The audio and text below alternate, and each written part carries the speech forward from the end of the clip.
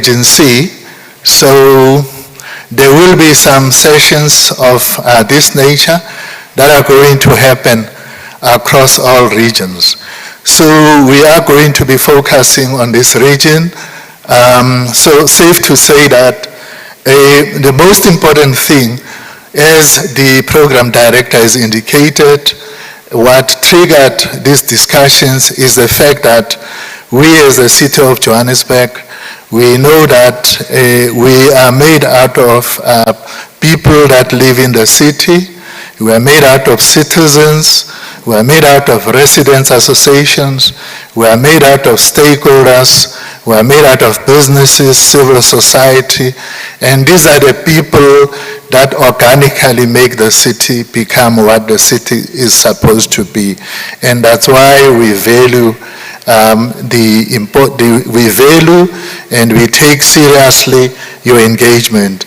I think that the program director has already indicated that amongst other things that we are looking at is the fact that the existing symbiosis, because we look at it as symbiosis, that the life that exists, it exists because there's active engagement and participation by business sector and its aligned parties together with the city of Johannesburg. And I think that program director has already indicated this needs to serve as a platform where we will be working together.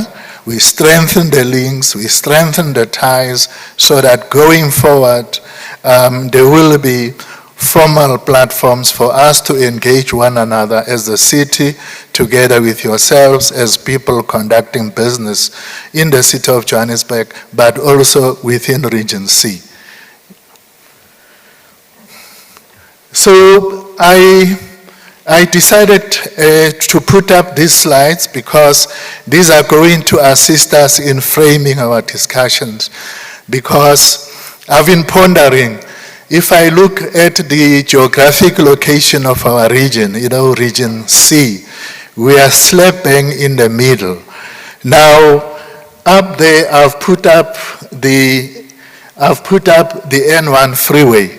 Now, if you come to think of it, people traveling from Cape Town, going to most of the country, they drive through Region C. People going to Limpopo, people going to Northwest Province, Botswana, and the rest of the continent, they use the freeway that runs through Region C. And therefore we see ourselves in the region as a gateway. The region is a gateway to the city itself.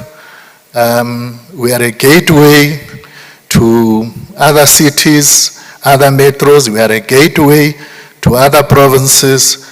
And we are a gateway to the rest of the continent.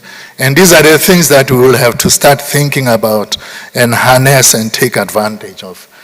The next one, it's Malibongwe Drive. It's a very important route that traverses the region.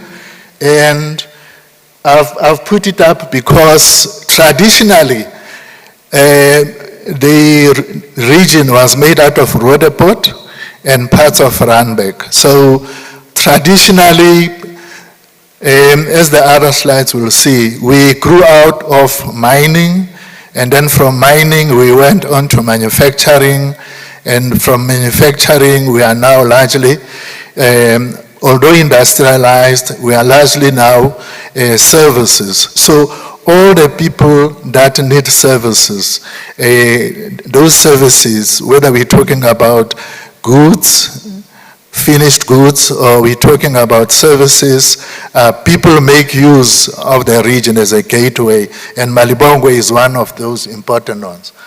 Then the next one is Bayers Notier. As I've indicated, goods and people are transferred and transported via the region. So the region is quite a significant region because it links the east and the west, the north and the south, and all the goods that are transported either to Midrand, Pretoria, or to the south. They are shipped out of Region C.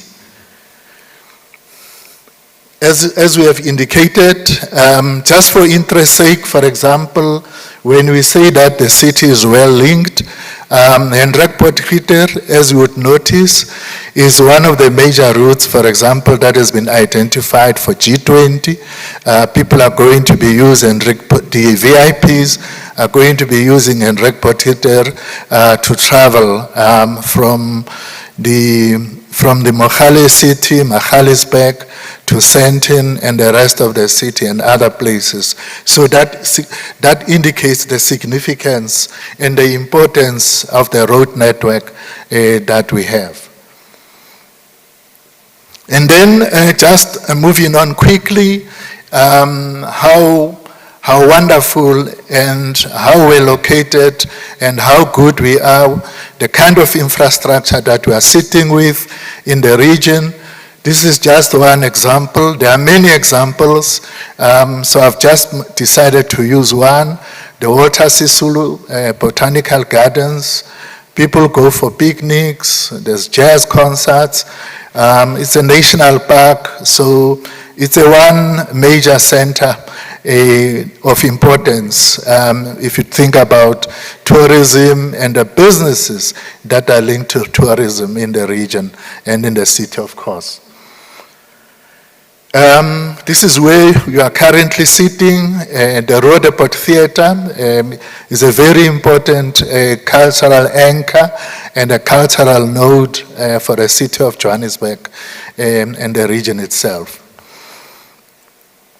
And then we've been talking about the north. The issue about the city itself and its regions is that mostly in the north, the infrastructure is well developed, planned and finished, and the issues about operation and maintenance.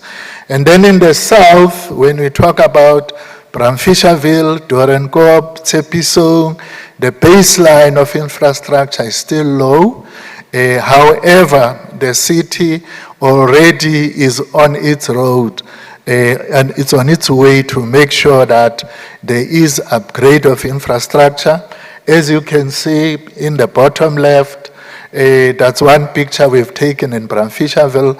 So the city is investing in infrastructure upgrade, stormwater, roads, electricity, water, sanitation, so that we can get to the rest of the suburbs of the region. The same applies. The picture in the middle shows that already some roads in Bramfisher and Doornkop have been finished.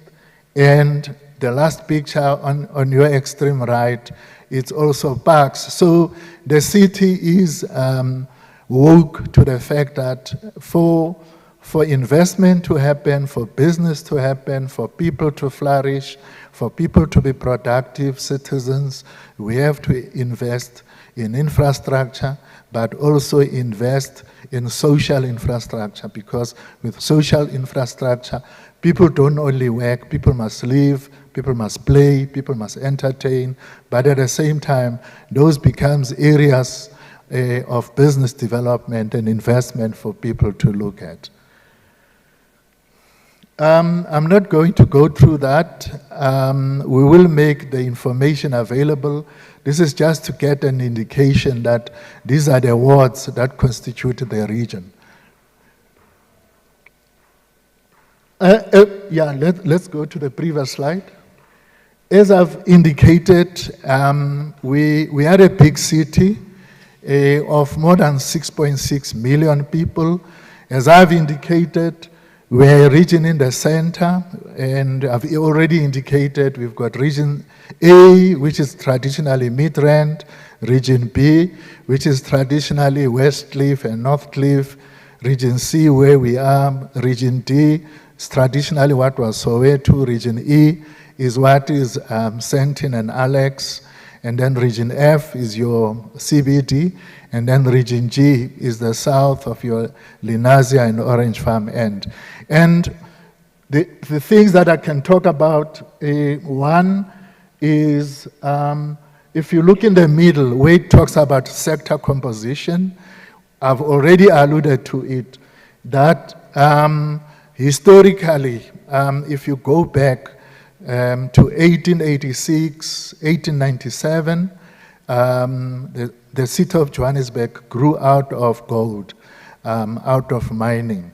And unlike other cities in the world, there's no river, because many cities developed out of rivers. People could ship things, whether it's timber, gold, finished products, right up to the ocean. So we developed out of gold. We are one of those cities where we never developed out of a river, but we developed out of a mining shaft.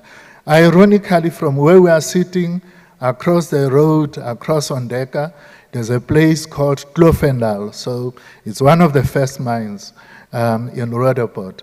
But then over the years, mining tapered out, mining faded, it was superseded by manufacturing, and then also manufacturing, because of globalization and many other factors, has been in decline.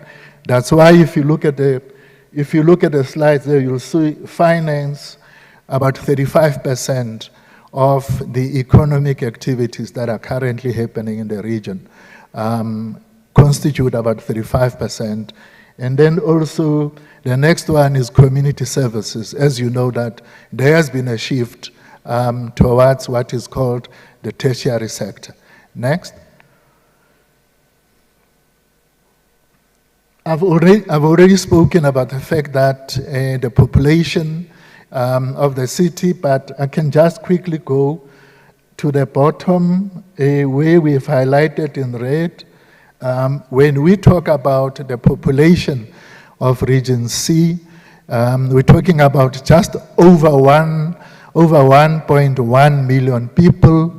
And then the other interesting factor that we can talk about, on your extreme right, unemployment, which is 24%. Now, if we talk about also the most important thing that you can look, for example, if you look at the GDP, the growth domestic product of the region in comparison to the other regions and its contribution to the city. And then also, quite interesting, you can also look, for example, if you compare to the other regions, unemployment, etc. So the picture is not as bleak as you compare to Region D and Region G because of the kind of economic activities that are taking place and the history of the fact that out of mining there was industrial growth, and out of industrial growth there's service sectors. So those are the things that are telling us about some of the things that we need to start looking at to say what are the things that we need to leverage together as the city and business. We can look at our GGP, we can look at our GDP, we can look at the structure of the economy, we can look at the facilities that we have, the infrastructure that we have, amongst other things. So always, out of all these things, there's always opportunities. Because for every adverse situation, that's where we find an opportunity to build something, to develop something. So this is just to show, as we have seen, the comparison. As I've said, our population is 1 million, and you can see in terms of GDP, Region C, 117 billion.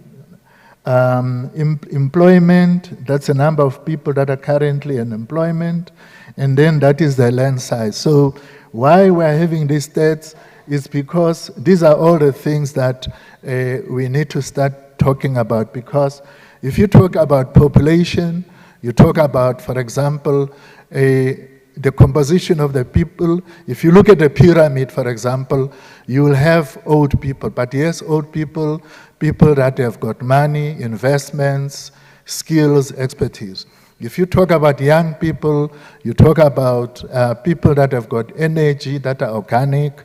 Many of them have just passed. So these are all the things that we need to use as building blocks in terms of tackling the challenges that we are having economically. If you talk about land, it means that there are areas where we can still build factories, we can still build malls, shopping centers, we can extend infrastructure, etc. So that's how we must always look at these things. What is it that this presents to us as an opportunity to do certain things together, to hold hands going forward and develop? I'm not going to go through the socio-economic challenges. I think all of us that are here, we know the challenges that we have, and that is why we are having this conversation. That yes, we've got challenges of crime, and what kind of crime is it? And if it's crimes of infrastructure, vandalism, what is it that we can do together? If there's crimes of illegal mining, what can we do together, etc., and so on.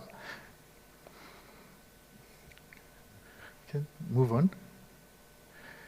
Okay, we're just highlighting that actually most of the developments that have happened in the region are developments that have happened because there has been participation, active involvement, and active investment and direct investment by people like yourselves, people from the private sector. So the first one is the flare of development that has been done by Calgro and TriStar, and we already have built in the region of 12,000 units, and we're talking about middle-income units, we're talking about working class and also high-income units, rental, own, etc. It's all about making sure that we make livable spaces together with the active participation of the private sector. Next.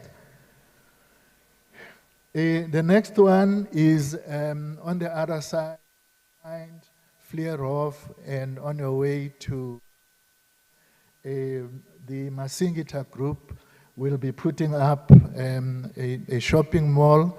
I think the designs, the plans and everything is done. So at any time, they will be turning the sod, and probably early in the new year, construction will be happening. And then also, because the region, almost 30%, it's young people, people that have finished school, people that have graduated from tertiary institutions.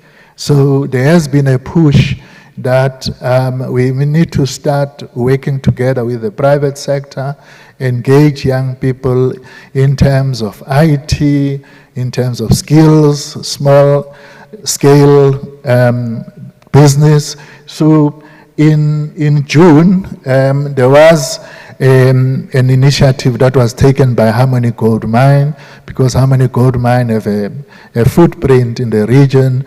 So there are programs already in place that are conjured between the youth and the mine, amongst others, to look at ways and means of capturing the young talent that is available that must be converted into business opportunities.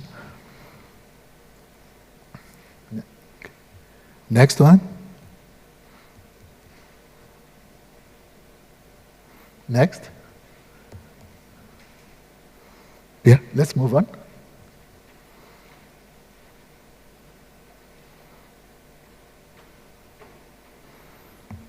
Okay. Yeah, I think, yeah, thank you. So some of the things that we have in our minds as the city of Johannesburg that we would like to put on the table for people from the business community and other communities to consider.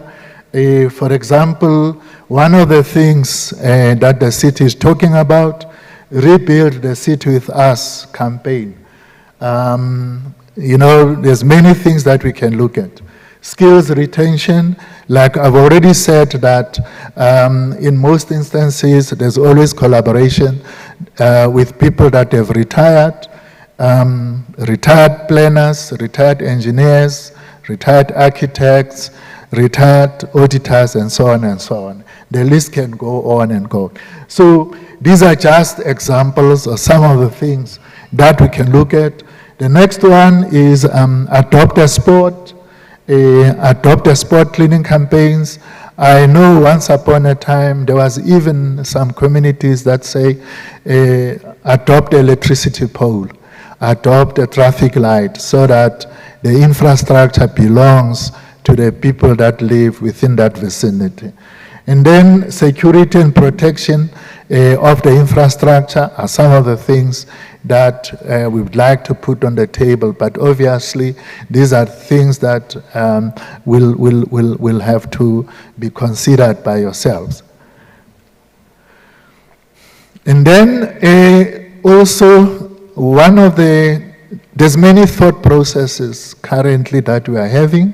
One of the thought process that we are having is that probably if we propose something of this nature to yourself, where you say, as a business community or as a member of business, as a member of a residents association, this is our current challenge. But however, because we know better, we are citizens, and therefore this is the proposed mitigation that we think can be put in place. And then also the way we can resolve it and the way we can take in terms of making sure that we resolve. So, and also then the other projects that you as active citizens, active business people, that you think are the areas where we can work together and collaborate on.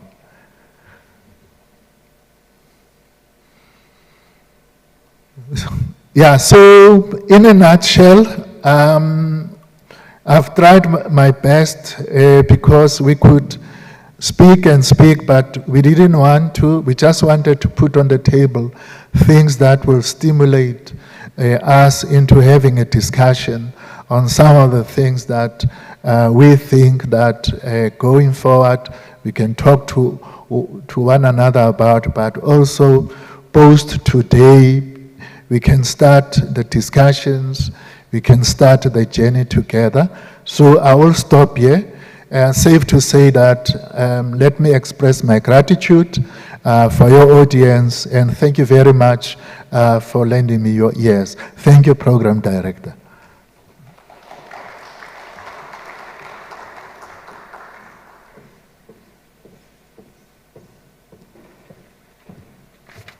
Thank you so much, Ardi, for such an insightful and inspirational presentation. I'm sure everyone in the audience agrees that you have truly empowered as well as challenged us. The next speaker in the program was supposed to be an address by our city manager. However, as we all know, due to G20 activities that are happening in our city, he is unfortunately unable to come, which means we will move on to the next item on the agenda. I would like to call our Executive Director, Mr. Motopana Masha, from the Department of Economic Development, and he will be sharing with us some of the initiatives that the department has in place for businesses. Can we give him a round of applause?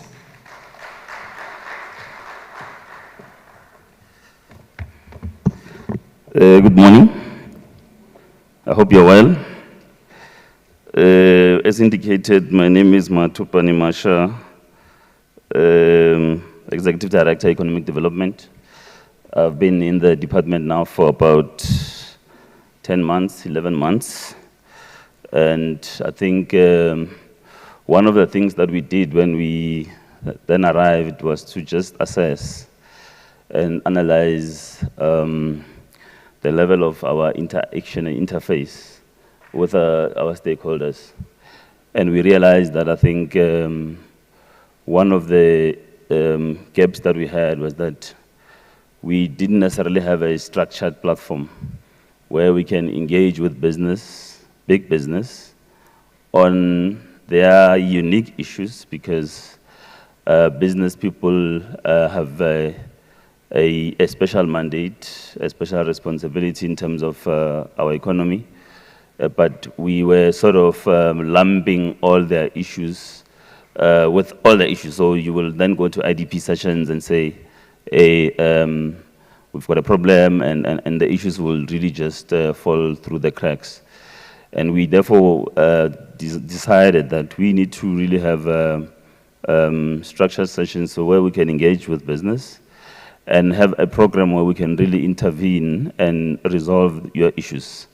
And I think part of the slide that the RD has demonstrated is just a sort of a structured way of capturing some of the issues that we may have as business, so that we are really focused as well. So yeah, with those short few words, I just want to acknowledge also the RD and all the colleagues that are here, the business people that have decided to honor us here. We don't obviously expect to have a big crowd because business people are not many by nature, but we really want to have much more closer, cozy conversations around some of the challenges that you have. So because the RD, I think, has captured a lot of the stuff, including the economic profile of the city and the regional contribution to the economy, I will skip a lot of the slides. So probably I'll do 3 or 4 slides so that we can sort of have a bit more time to have a conversation with you.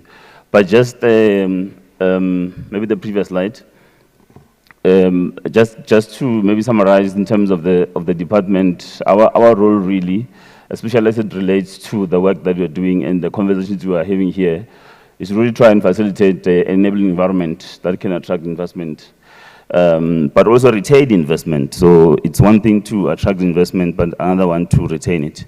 Because in instances where business people feel that you do not care, you do not respond to their issues, you do not attend to their issues, you may lose that investment. I'm sure we know the issue here, Clover, and the challenges they had in the Northwest, and what happened. So part of that is that and if you look at that case study, the gap there was that the municipality did not listen to Clover.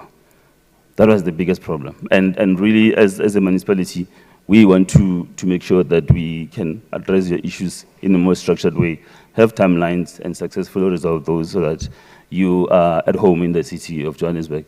Next slide. Yeah, I think we can move to, you can skip this one also. So just to maybe on the slide, I'm sure you would have heard that the mayor has indicated that we want to grow the economy of the city by 3% around about 2030. And part of that was to say, but how are we going to get there? What are the main drivers or the sectors that are going to help us, move towards that?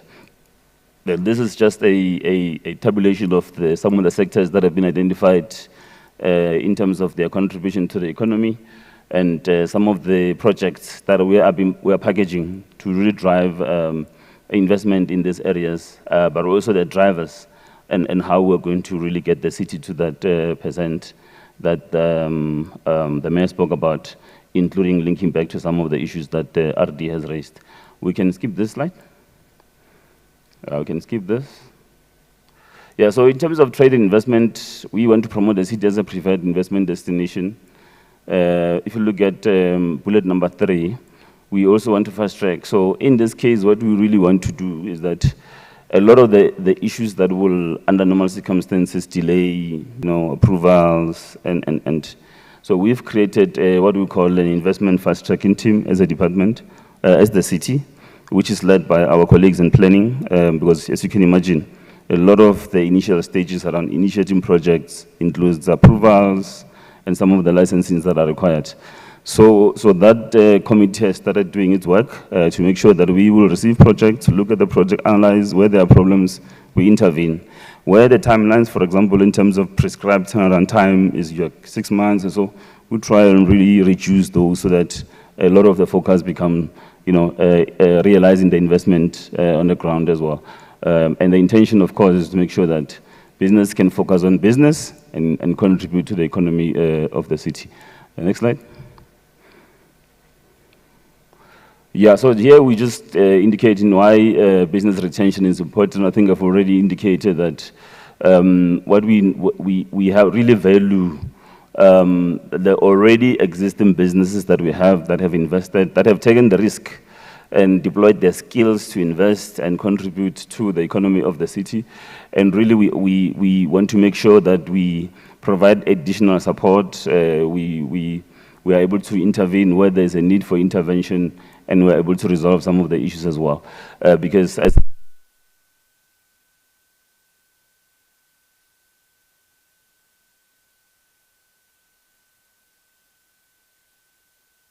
to businesses in a much more structured way, and we're able to focus on the issues that affect businesses as well.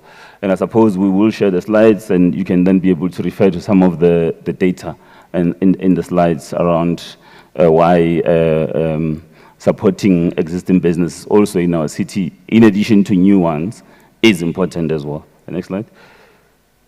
Yeah, so just in terms of I think the program director has already touched a bit on this. One is why Meet the City program. We want to have that direct relationship with business, create a platform for us to engage our businesses in the city, be able to intervene and resolve their problems, have a tailor-made kind of intervention as well, forge stronger partnerships with business, identify opportunities for growth.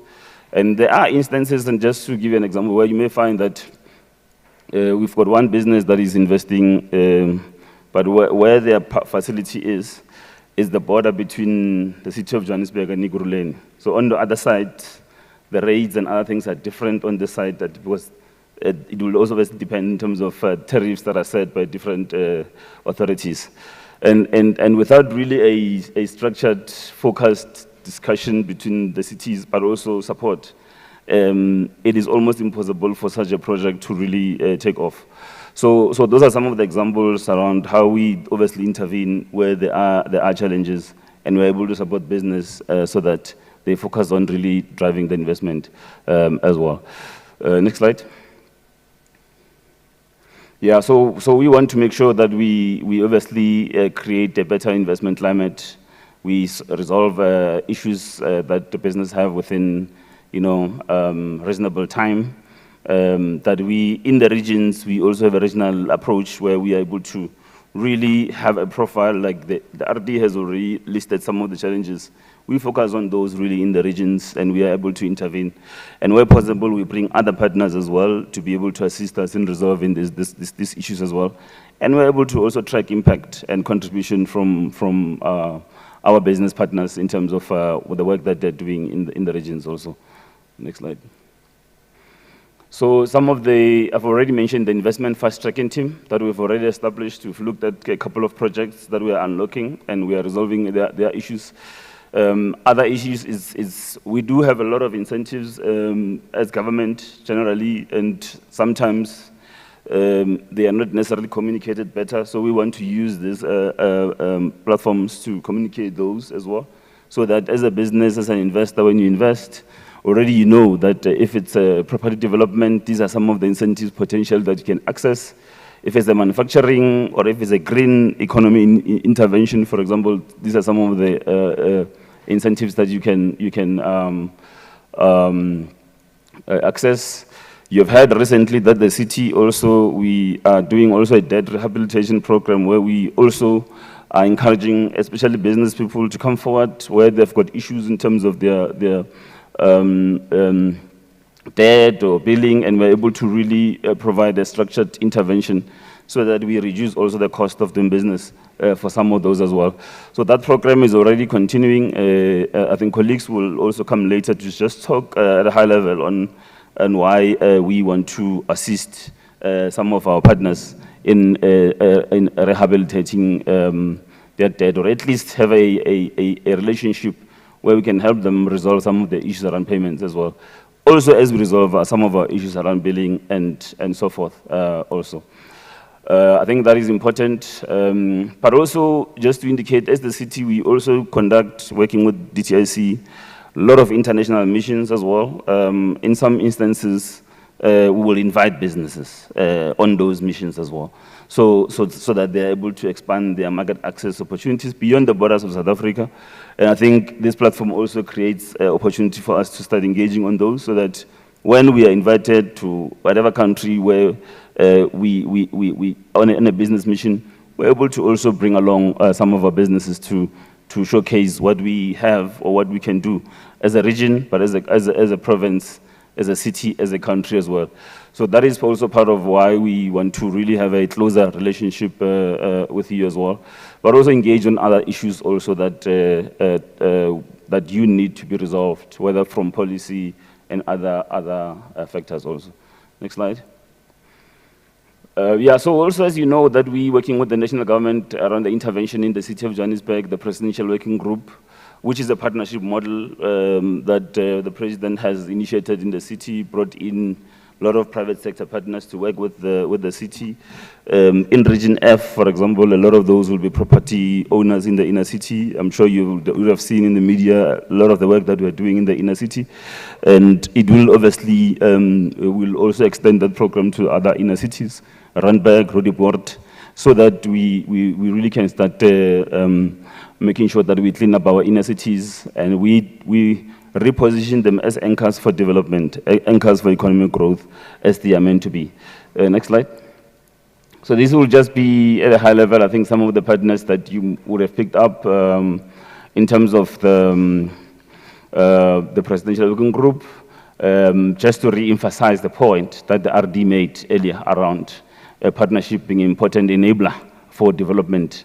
So these are some of the partners that we are already working with, including some of the banks that have just come in now. Standard Bank is also now formally a partner in terms of the program. And we've got also platforms there to engage, for example, some of the financial institutions on funding opportunities for businesses as well. So that's the value that we would want to bring when we then do follow-up engagements around, so that we directly address issues that affect the businesses in our communities. I think this will be the last slide, if I'm not mistaken. Yeah, so just to reemphasize, I think critically, most importantly, what we wanted to do is to really create a platform where we can collectively look at some of the issues that affect business, resolve these issues working with you, but also see how we can support you to grow your business and make sure that you can focus really on contributing to the economy. And as the city, we do our part. And I think other colleagues will then come from our entities to talk about some of the support program as well.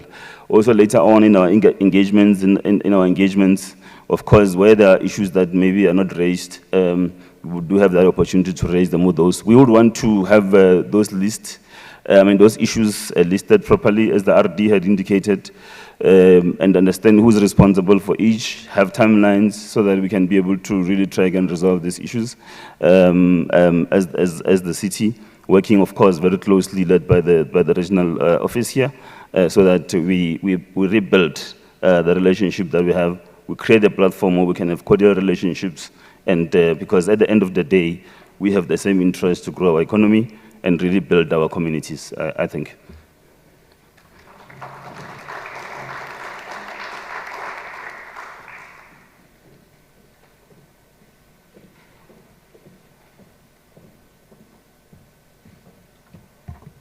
Thank you so much, ED, for such a detailed presentation on support that is available from the department. And I'm sure everyone in this meeting will agree that if we were to highlight a key theme that the previous speakers are alluding to, is the importance of partnership and collaboration. And that is why we thought it was very important to include our partners as the city from province that we are working very closely with. Because as you would know, some of the issues, as the executive director has alluded to, they are not necessarily affecting us as the city, but you may find that it also touches on province. So with that said, I am going to call Ms. Asisipo Mandanza. She's the manager responsible for business retention at the Gauteng Growth and Development Agency. Let us give her a round of applause.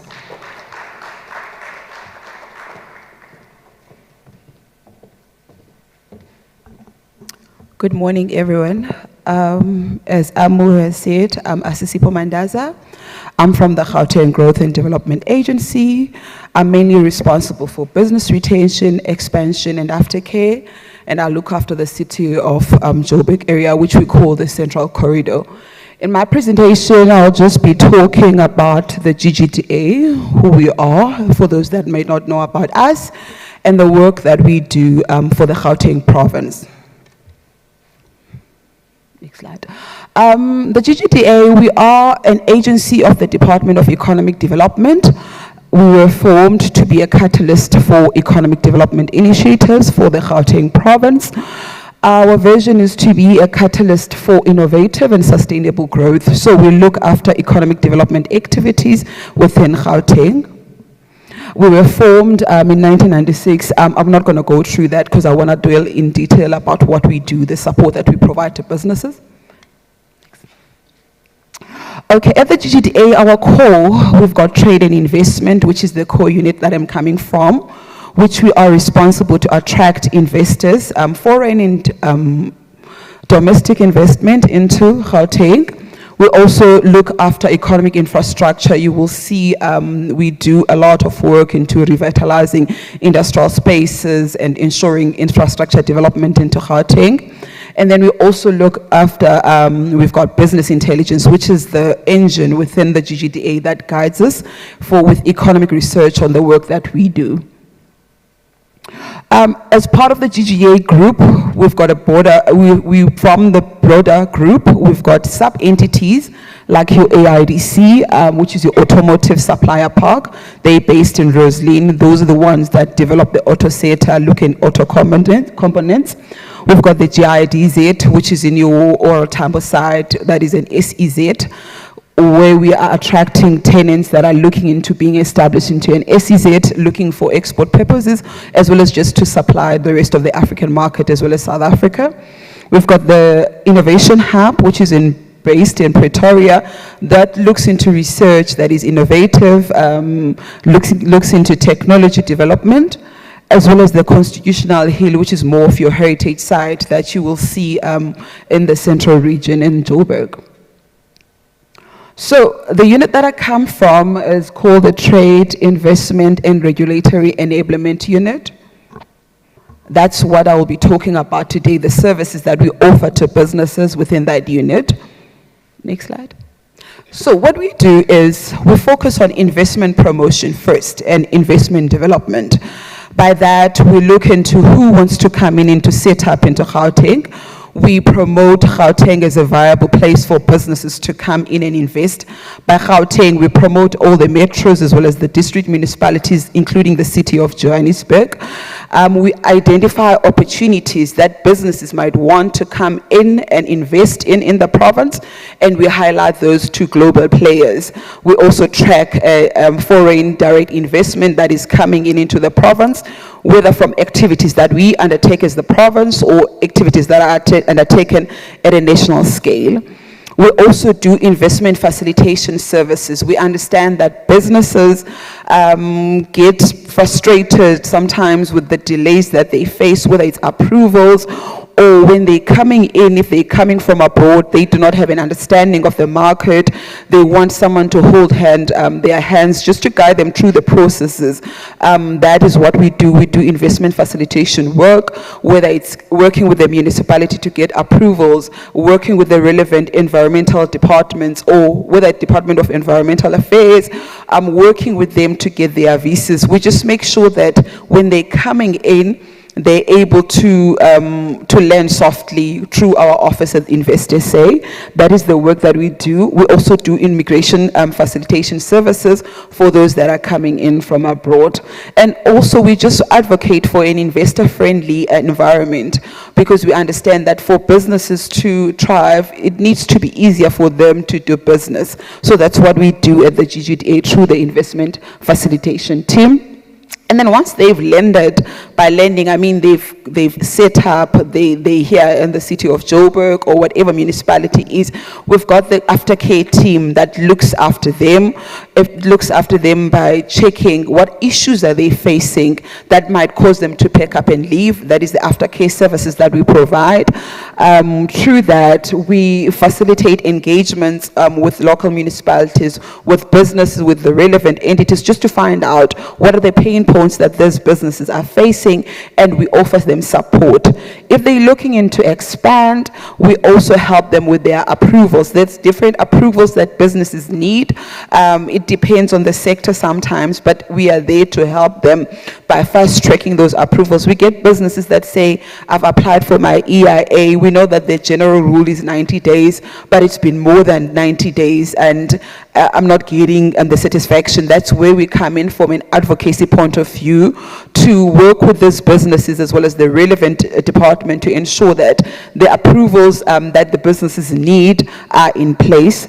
And then also we just, through that, we promote an ease of doing business in the province. There's many things that businesses highlight that makes it easier, that would make it easier for them to do business. So we act as a liaising point between the relevant departments as well as business to ensure that the adequate infrastructure needs that they might be having are addressed to. We've got various committees that we sit in with the city of Joburg as well as various municipalities just to address matters that are key, such as your water supply. We might not be the ones that deliver these services, but we put ourselves as a contact point between issues that businesses are facing and what the relevant government spheres are supposed to deliver. And then in addition to that, we also do trade promotion.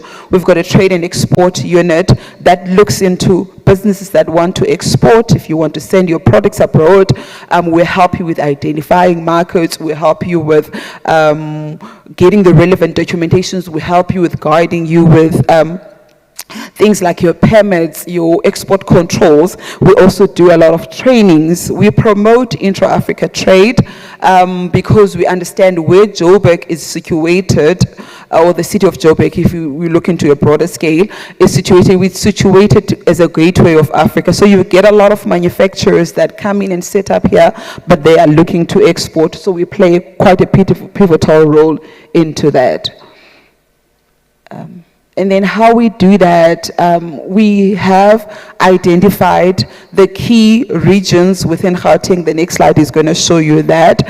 We've also identified the key sectors into these Gauteng regions. So we go there to promote that.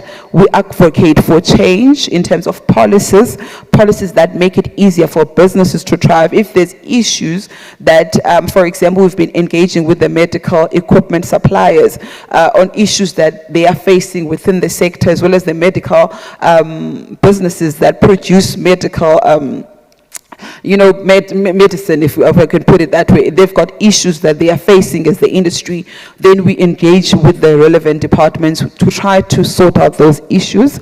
And then we also just provide support to government enterprises so that they can expand and take hold of market opportunities that exist in the world.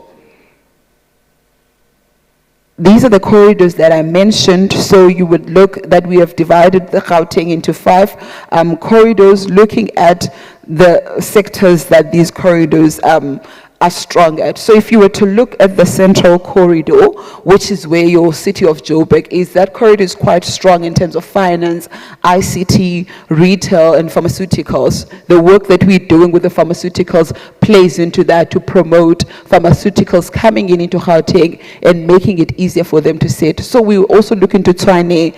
We'll promote the auto sector as well as your BPO sector, that side. We'll look into West Rand and in terms of revitalizing the mining industry, especially focusing into mineral beneficiation, as well as southern corridor. So you would understand that at the GGDA we've got corridor champions. So you'd find that someone that deals with each and every corridor that is highlighted there. And then with doing that, we're also focusing on SEZs. We know that those are pivotal, especially if you're looking into tapping into those tax incentives when you are located into that. So we do promote businesses getting into SEZs, as well as we promote the setting up of those SEZs. So you would look, this is what we're doing in terms of the Northern Corridor, looking into TASES, the OR Tambo SEZ, as well as your VAL SEZ, which is still in process, as well as the one West Rand. And then key to the work that we do is the partners. We cannot function alone because we're more of a facilitator. We work with various partners. We work well with private sector and multilateral institutions that we've listed there. We work with local government. We also work very closely with our provincial government agencies as well as the national government agencies. So the ones that I've highlighted, they are the ones that we've got good relationships with. We've also signed MOUs with them. So, but it doesn't mean that if it's not there, we're not working with them. We also work with various others. Just some of the work that we have done, just thought, this is my last slide, to highlight the businesses that we've been involved in, whether we've facilitated the work, we've helped them with whatever issues that they have. You see the likes of Ford, we've got a good relationship with them. BMW, we worked with Amazon, Baldwin Properties, QK Mids, as well as Microsoft, just to name a few. We do not just only focus on the big ones, so when people see Microsoft or they see Ford, then they will think that actually if I'm a medium player or small player, then I'm not going to be assisted. That's not the role. The role is to promote economic development and ensure that we provide support to businesses. And then that's just my email address. If you are looking into getting into contact with me on the last slide, then we can see if you're facing any issues that require facilitation, or if you're looking into going into export markets, or you just want to understand more about what we do and the issues that you have at your business. So thank you so much.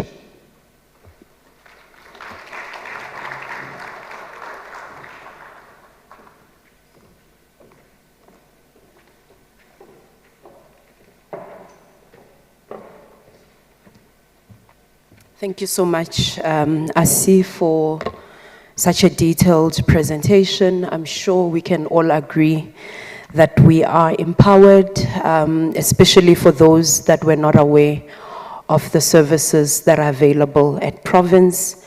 Again, we will all agree that the theme for the day is collaboration, collaboration, and collaboration.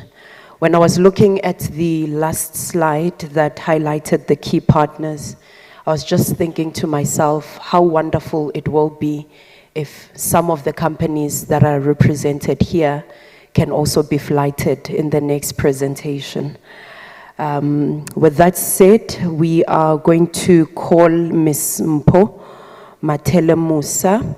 She is from the Productivity SA, and she will be sharing information with us on the support that is available for businesses from Productivity SA. Can we give her a round of applause as she comes forward?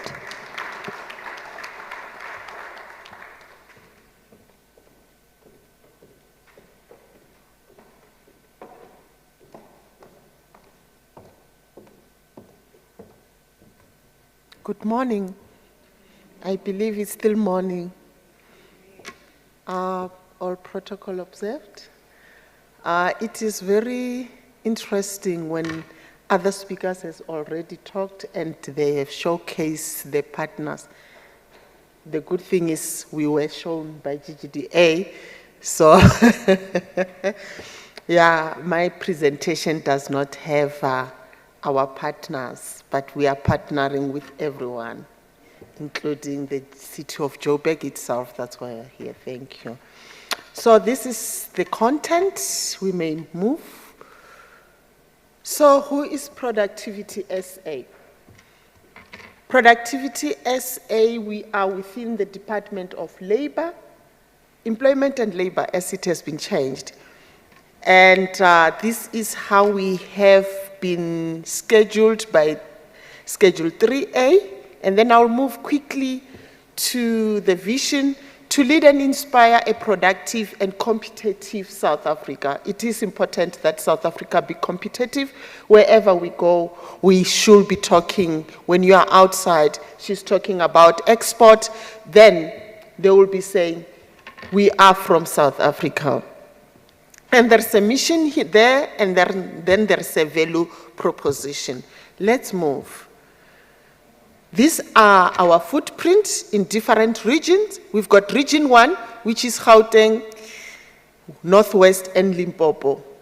And that is where I am. Then Region 2, it's having these three provinces, Western Cape, Free State, and Northern Cape. And the other one is Region 3, which is KwaZulu-Natal, Eastern Cape, and Mpumalanga. Therefore, we go back to Region 1, focusing on Gauteng, because this is where we are. The next slide. This slide basically talks about us, the journey, and those things that we are expected to do. We are expected to, I'll just go through other things, to promote a culture of productivity in the workplace. I will explain that as we go, to develop a relevant productive competitiveness. And all these other things, like to undertake productivity-related research. I'll talk to it on the slide that comes. To perform any other prescribed function that is an ad hoc, to support, I'm not really, initiatives. So there are different initiatives that we put in place to support the companies. We may move. So this slide describes who Productivity SA is. When a company is still small and starting from 0 to up, we call them the emerging, at different levels of emerging. Then the CIS, Competitive and Improvement Service Department, take care of those companies, including the stable companies that are on the green, which talks to sustainability. So those companies are taken care by the Competitive and Improvement Service Department. Then some of the companies, they struggle and go into distress, and then the business turnaround and recovery department take care of them.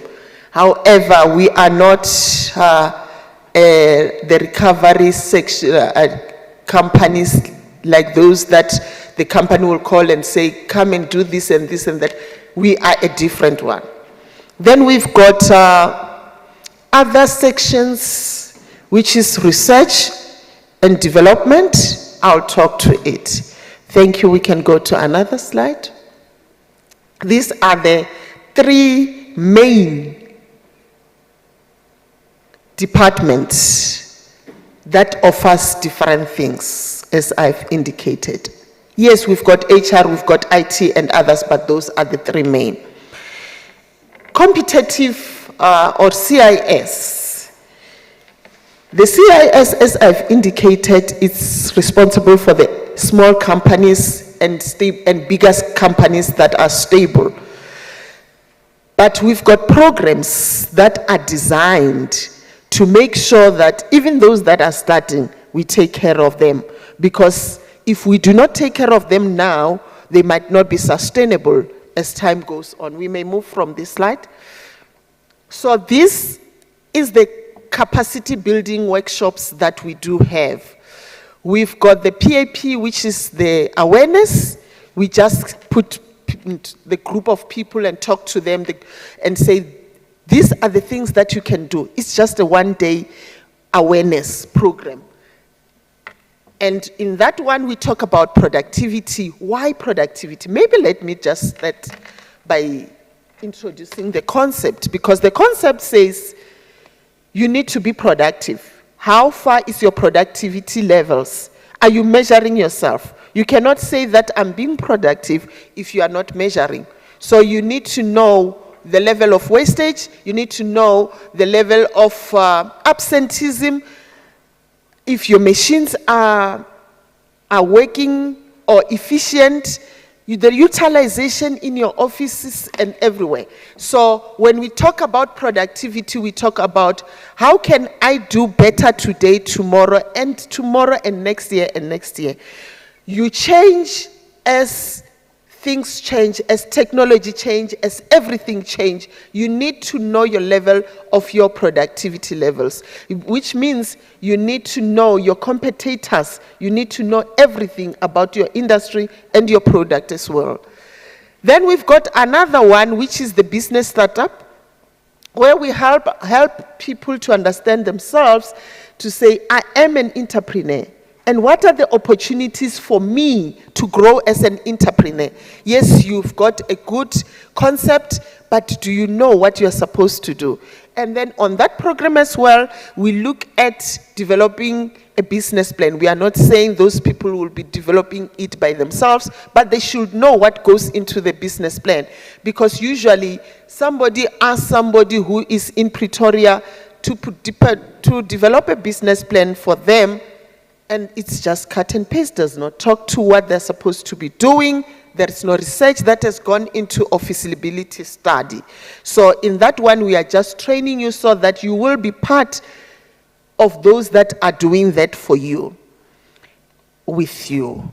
And then we've got the business performance improvement workshop program, which takes 3 to 5 days, depending on how we are aligning it with you. Then that talks to waste elimination, increased sales and maximizing profit and reducing operation cost, and early warning system. When we talk about the early warning system, are you aware of the things that are cropping into your business to come and kill your business before you see it down, before we recommend that you go to BTNR section? Were you aware of these things, or you are just working? So that is a program, and we've got the productivity champions, which takes most of those things that are up, and which is mostly we train people within the businesses. Those people will be the change agents. So those are different because they are the change agents within the business. And it's 1 to 7 days. This slide talks to the programs that we are doing them for free. This slide. Then we can go to the next slide. Then we start talking a different program now.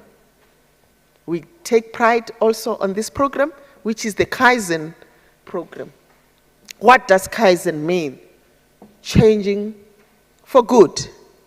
You cannot say I've changed while what you were doing before was giving you a good result, and now you're changing, like regressing.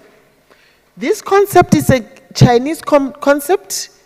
Productivity SA last month in October has been declared the excellency for Kaizen in South Africa. We are holding that status, and people are being taken to Japan for training. Training is happening here and being taken there to go and encounter or see how the Japanese are doing things. Why Kaizen? This program is 4 months. We turn around your company within 4 months. Of course, with your support. Of course, with you saying, yes, let's do it. But if you are not really coming to party, there is no buy-in. It takes longer, and sometimes we cut it off.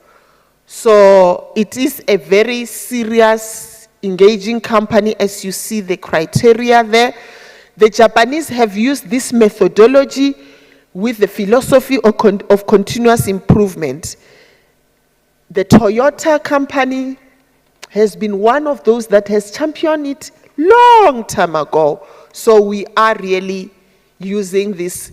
There are so many companies that have shown case that last month we've got 3 companies that have entered the African Kaizen Awards. It was here in South Africa on the 28th. The awards, the Mauritius and all those other companies that are Kenya that are within our continent were competing.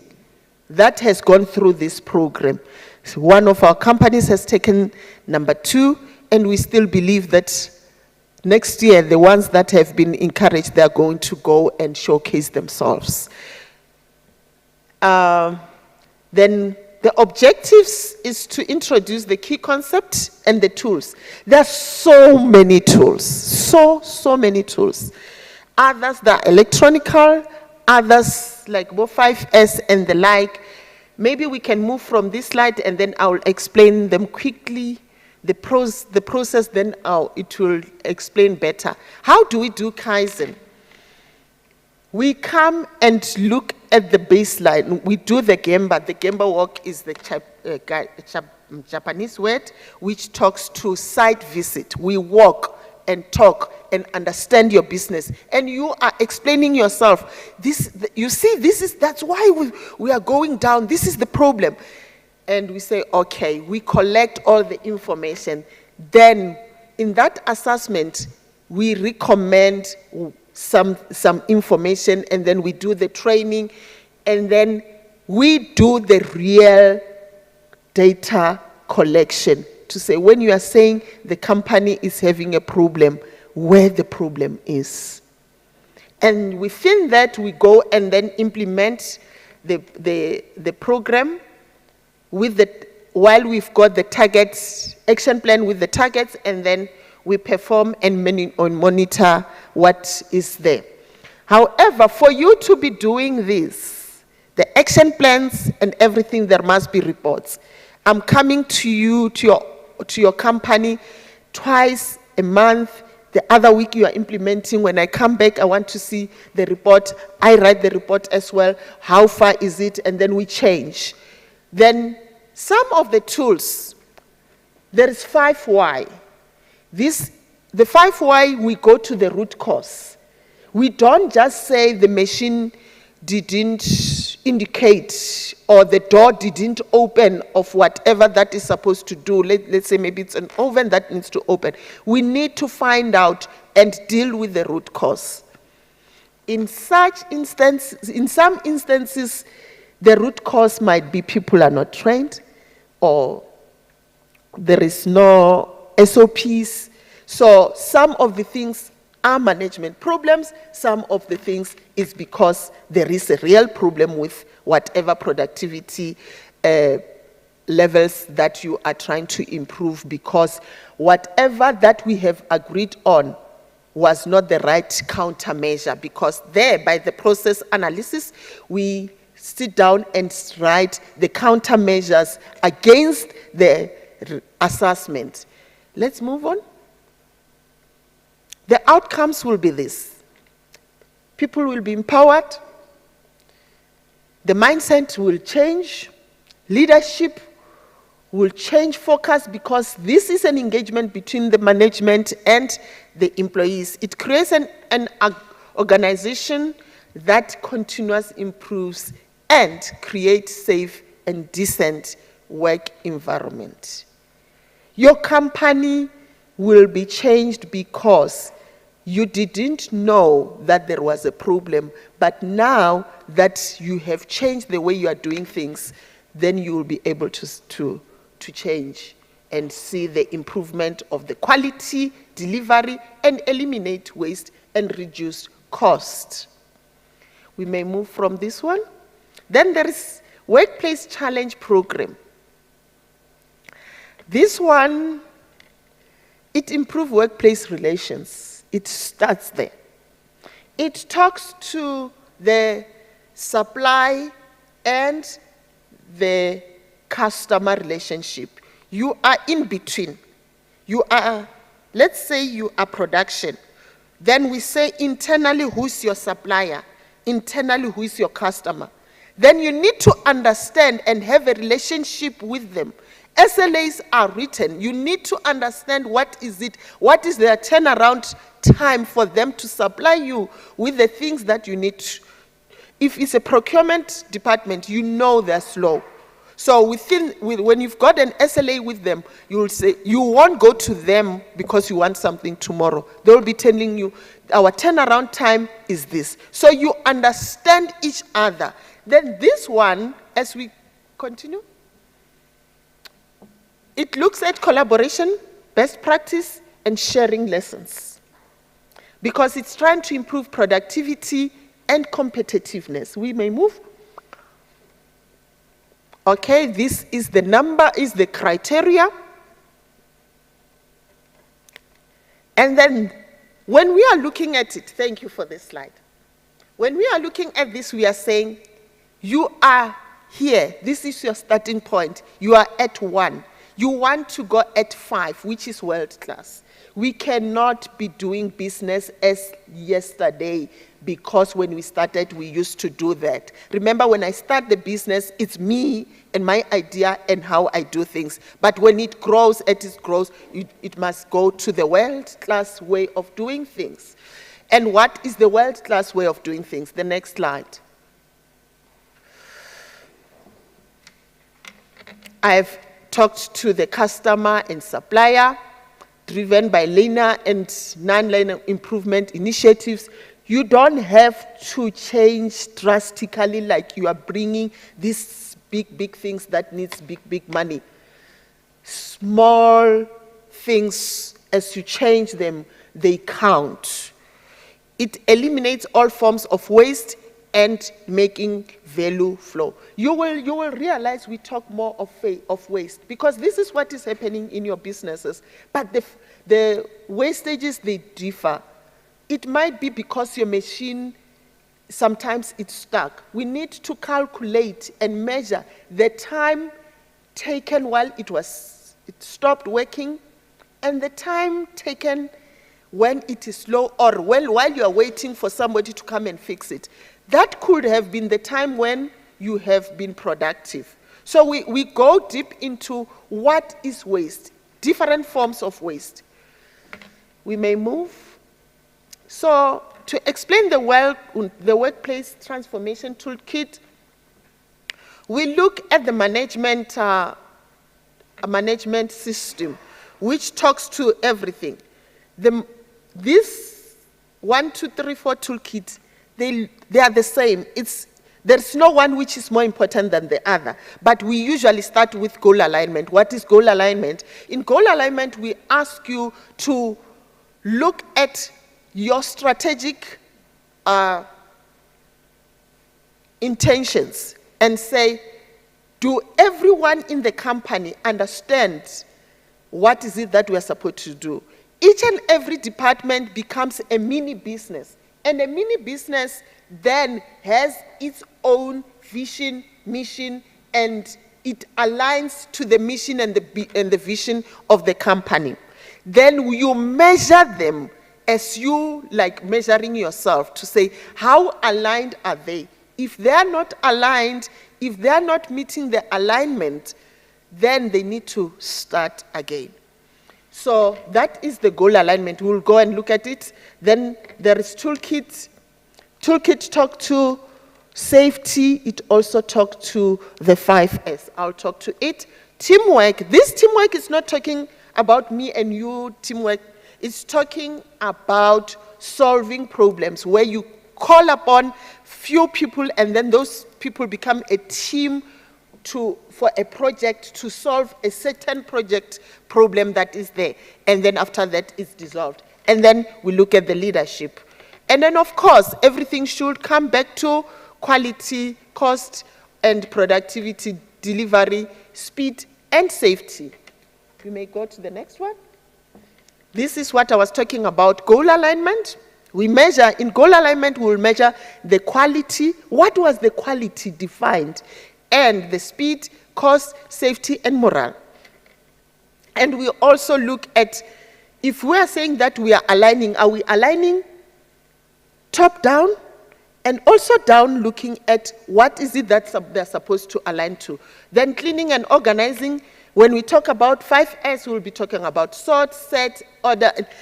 You end up not having things that have expired because you sort. You don't have to buy things that are there because they are behind the doors. So everything is there. And this program is visual. And it energizes the team, makes easy work to be easy, and the whole place is put into a space where the layout is good. Then the next one, quickly, I think I'm supposed to be done. Then teamwork is there. I've already explained it, and leadership. Then we come to, okay, this is how visual it is, and then the people will come and gather. Every time they talk, everyone participates. They understand, and then you say, can you see how far this is the report about our quality? These are the complaints, and then everybody participates and come with the countermeasures. The next one, turnaround department. Because I no longer have time, I'll just tell you that this is who they are. It was, okay, we can go to the next one because this just explains how they've been declared, put together. The company must be in operation for at least 2 years. And they're submitting UIF information and the like.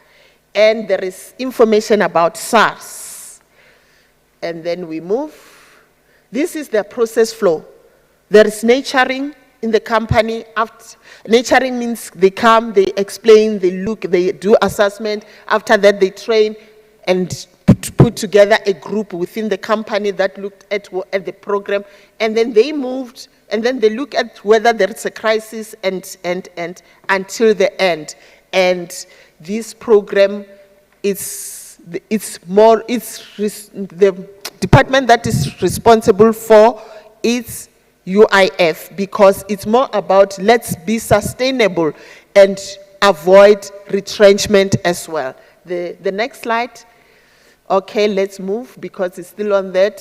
The newsletter on companies that are moving, and then the research and statistic. Our research and statistic department, it's very busy.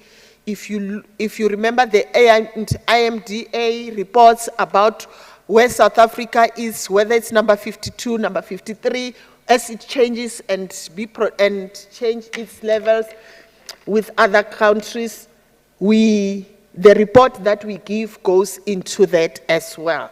So this is what we give, the research, the economic research, statistic research, and everything. I think I am done because she showed me 3 minutes, and yeah.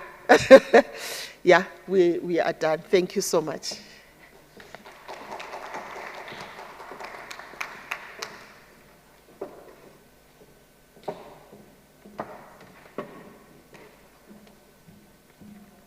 Thank you so much for that very elaborate presentation, Mpho. I'm sure we can all agree that the offerings that you have is loaded. I think we should have asked you to give us a small presentation from one of the businesses that have actually benefited. I attended one of your, awards, graduations, and it was quite inspiring to see the impact that the businesses had benefited from participating in your program. But thank you so much for that. Without any waste of time, we are going to request Ms. Busisiwe Mafadza from Revenue Shared Services to come and speak to us about the debt relief program. And with that said, we are nearing close to the very juicy part. I'm sure businesses are eagerly waiting for the floor to be open for questions and inputs. Can we give Ms. Busisiwe a round of applause as she comes forward?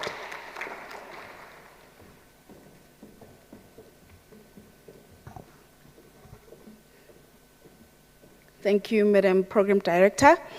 Good morning, everyone. Protocol observed. My name is Busisiwe Mafaza. I'm from the Revenue Group Finance Shared Services, and I'll be taking you through our debt relief program, which has just launched now on the 1st of November, and will be running up until the 31st of October 2026. If you can go to the next slide, please. So this initiative aims to alleviate the growing burden of municipal debt while rewarding our customers who constantly honor their payment commitments. Who are these customers? These are all our property account holders within the municipal city of Johannesburg. So we're saying if you own a property, you are the registered owners at the deeds office, you have an opportunity to apply and be granted this write-off. We have done an extensive consultation with our municipal-owned entities, the likes of City Power, Joburg Water, Pick It Up, property and revenue teams, to ensure that this program is technically sound, legally compliant, and operationally feasible.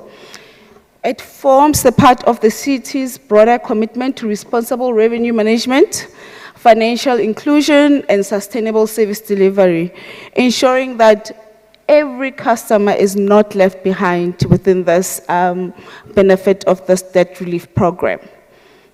If we can go to the next slide, please.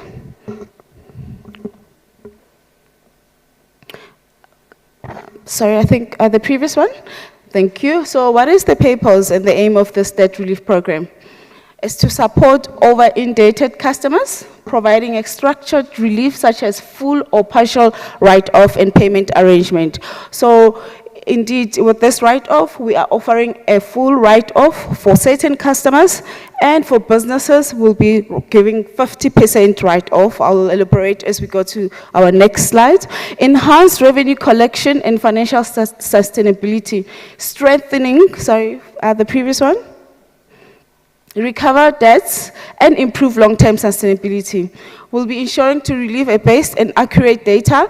That means all our consumed devices will be up to date, meaning if you have a query on your account, that query would have been dealt with, and any estimations would have been also resolved, and ensuring we bill you on actual readings.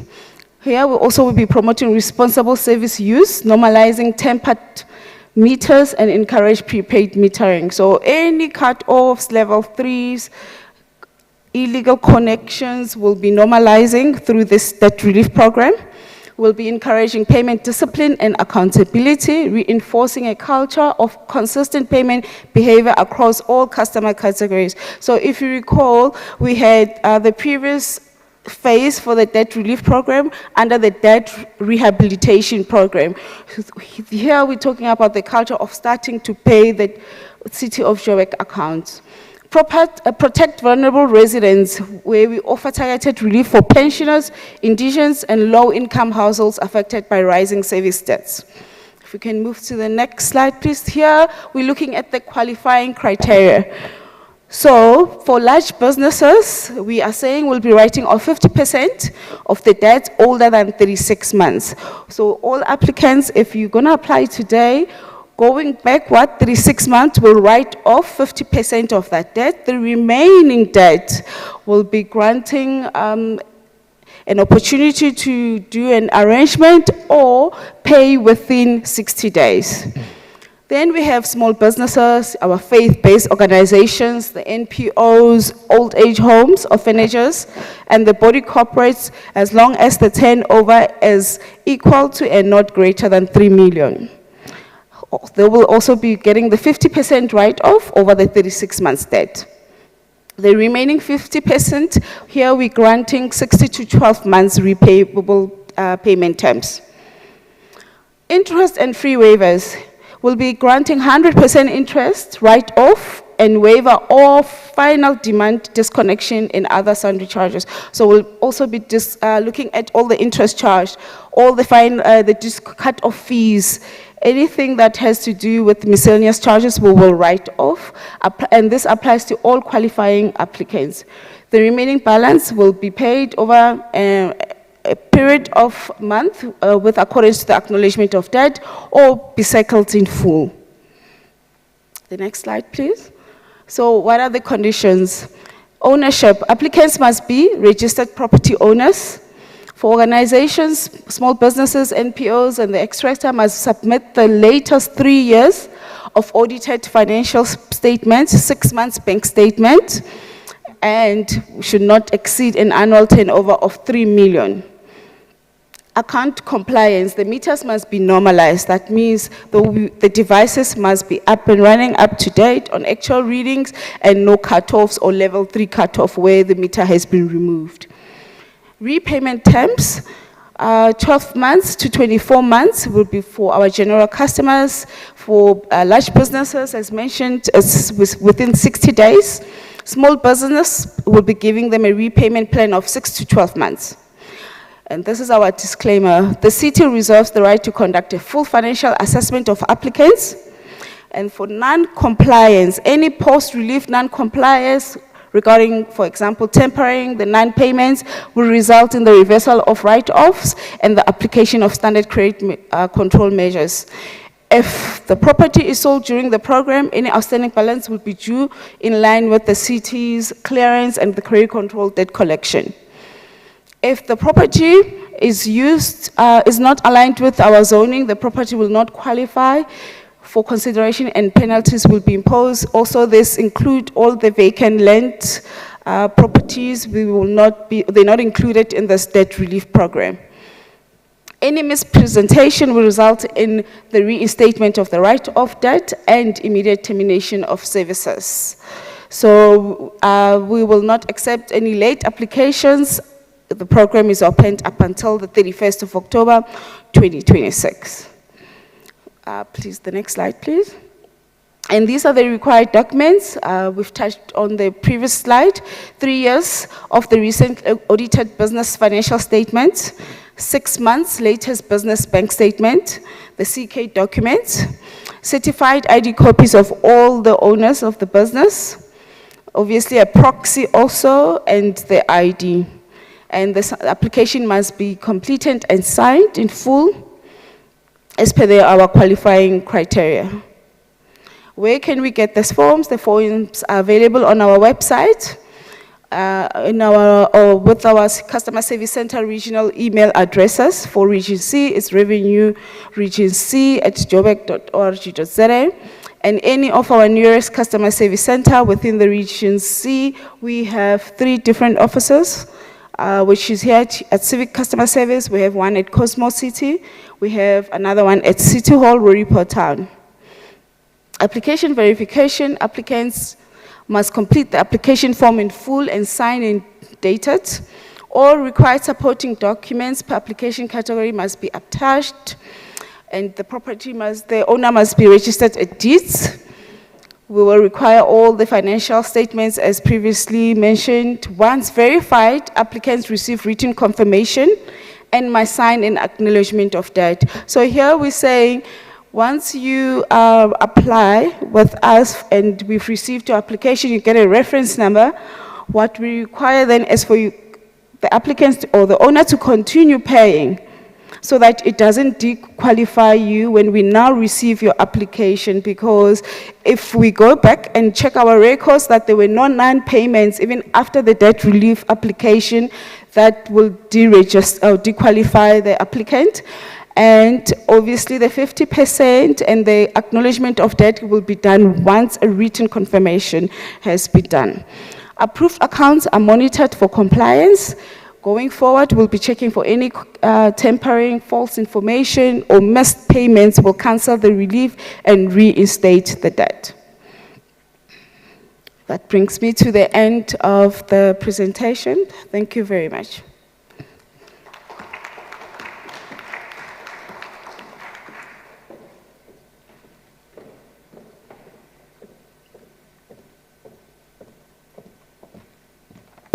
Thank you so much for that presentation, Busisiwe. What I've noticed about financial people, they get straight to the point. So thank you so much. With that said, Ladies and gentlemen, we are now going to open the floor for participation. I think you've been very patient enough to listen through the different presentations, and we simply wanted to share with you what are some of the offerings, what are some of the opportunities that are available from the city, as well as some of our partners, so that we can empower you to know exactly what is available for you as businesses. As highlighted earlier on, the objective of this session today is to listen, to learn, and to collaborate, if I can summarize. But in essence, we want to understand what are some of the pertinent issues that you are experiencing as a business here in the region, so that we can try and resolve those bottlenecks, as well as offer support to your expansion projects, as well as strengthening our engagement and partnership with you. I am going to ask, I don't know whether we have a roving mic. Maybe let's start with let's start with 3 to 5 hands as our first round, and then we'll allow the colleagues to also weigh in with answers. Can I see who wants to take a first bite with a show of hands? There's a hand over there. I think that's Andre. Can I take the second hand?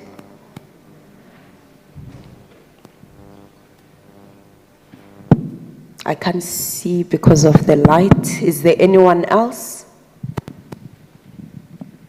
All right, it doesn't look like it. Andre, you can go ahead. Good morning, thank you very much. The last speaker I'd like to address, do I pronounce it? Yes. I represent a cooperative that we've established in Kaya Sands, an informal settlement. There's 3,000 members to this cooperative, and as the city is aware, illegal dumping in Kaya Sands has been a major problem. So we've got these 13 illegal dumps, and we've now got a property along Malabongwe, a 13 hectare property, where the two sisters who own the property they owe the city money. They've been dumping on this property for the last 5 years, and they now want to give it to this cooperative. It's called the Batupelo Kaya Sands Cooperative, and they owe the city 1.5 million rand, and they want to give it to the cooperative to take over, so we can build houses on it and we can do farming on it. Now we want to know who at the city we can come and see, and I hope the young lady will give me the opportunity to talk to her personally just now, and see how we can adjust this debt, because it's just been building up over the years and years. It is unfortunately an empty site. All that's on it is years of dump. Thank you. Thank you for that question, Andre. Can I just check, are there any other questions before we allow Busi and colleagues to answer? I see there's a hand over there. You can ask your question. No, not so much a question as just a comment or two. My name is Willie van der Schuyf. I am from Agri Gauteng, representing Agri South Africa. I want to say to our regional director, he was concerned about our city, but we must remember that our city is the only city in South Africa that is really built on entrepreneurship. If you go back into history, in 1886, when gold was discovered not far from here, who flocked to the reef? It was people from all over the world trying to find their fortunes here. So we have the spirit and we have the oomph to drive entrepreneurship in the city of Johannesburg, and especially in Region C, where there are quite a number of low-hanging fruits. I'm just wondering from my side, why haven't we this morning got somebody from Walmart telling us why they've decided to open their first store here in Clearwater? Because that is a low-hanging fruit of note. Isn't that so? Then I want to go back and say, let us also look and see how many old businesses have we in our area that have been thriving.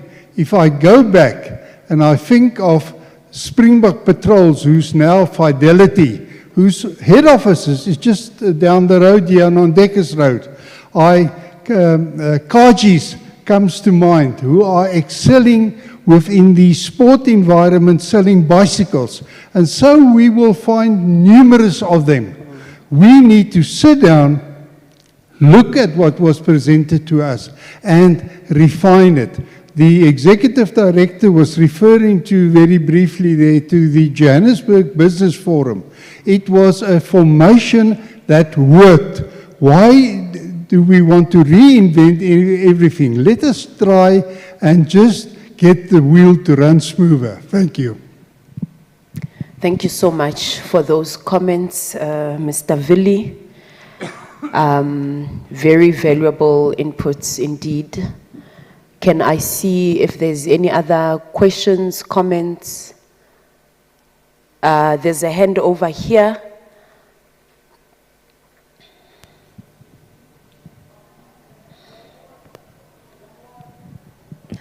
Morning. Morning. Morning. Good day, everyone. So my question is... Please introduce yourself first. Sorry, my name is Balesa, and I come from around here. I stay in the area, and I work in the area. So my question is for the city as a whole. How does the city assist businesses when it comes to influence and complaints from community associations?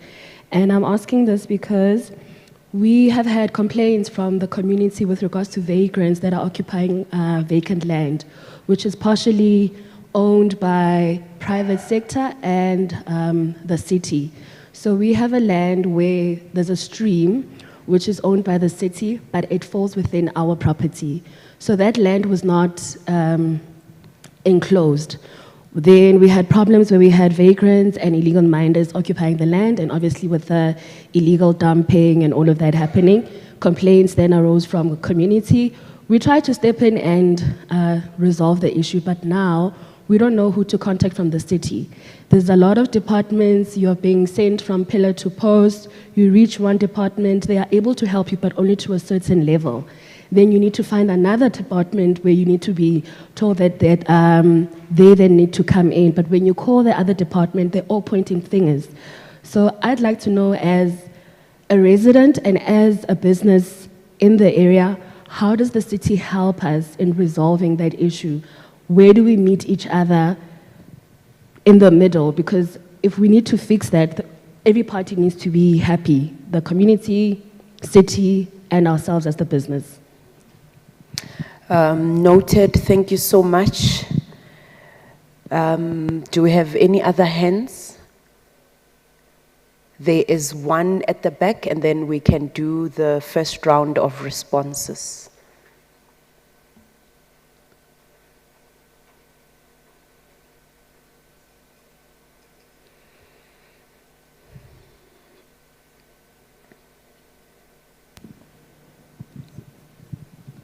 Good day, everyone.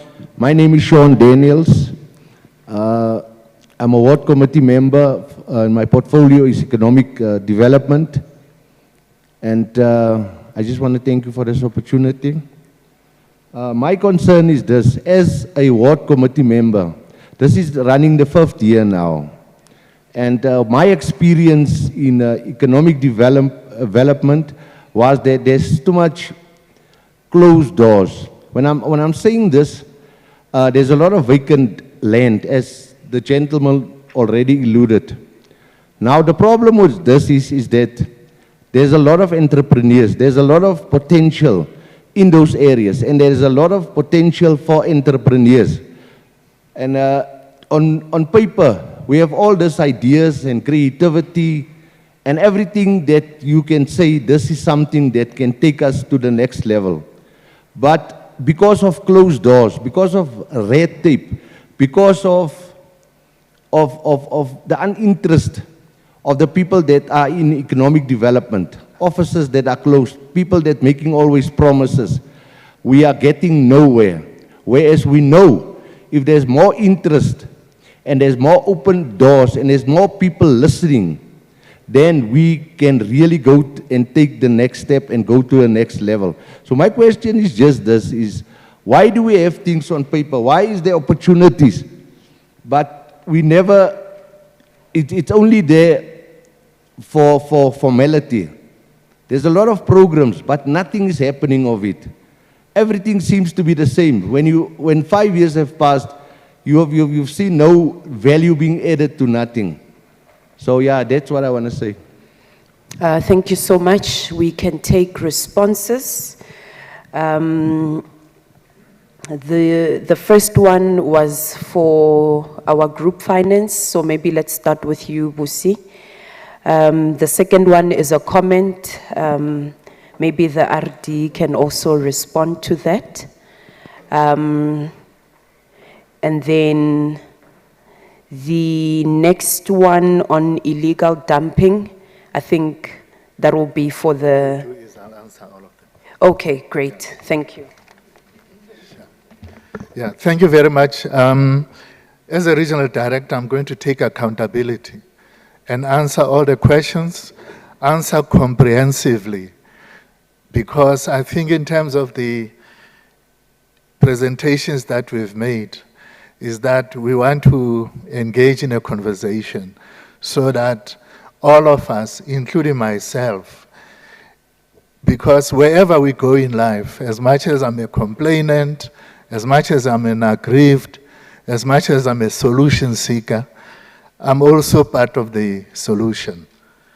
So I just want to, I'm going to start with Sean Daniels. From what ward are you? Ward 71. Okay. Okay, I'm going to challenge you because you are a ward committee member. It means you are an internal person from the city of Johannesburg. I've made a note of the issues that you are saying, that all the things that are in paper end in paper. So I'm going to challenge you. I'm going to assign a person from my office who's going to engage with yourself immediately when we finish, so that all the paperwork that you have, we will sit with you and challenge you, that we're going to hold your hand and let's see the things that you've put in paper, which ones of those we can start converting into practical solutions with your involvement. And then I'm going to, there's a lady who say they are palisa. So we need to deal with specifics.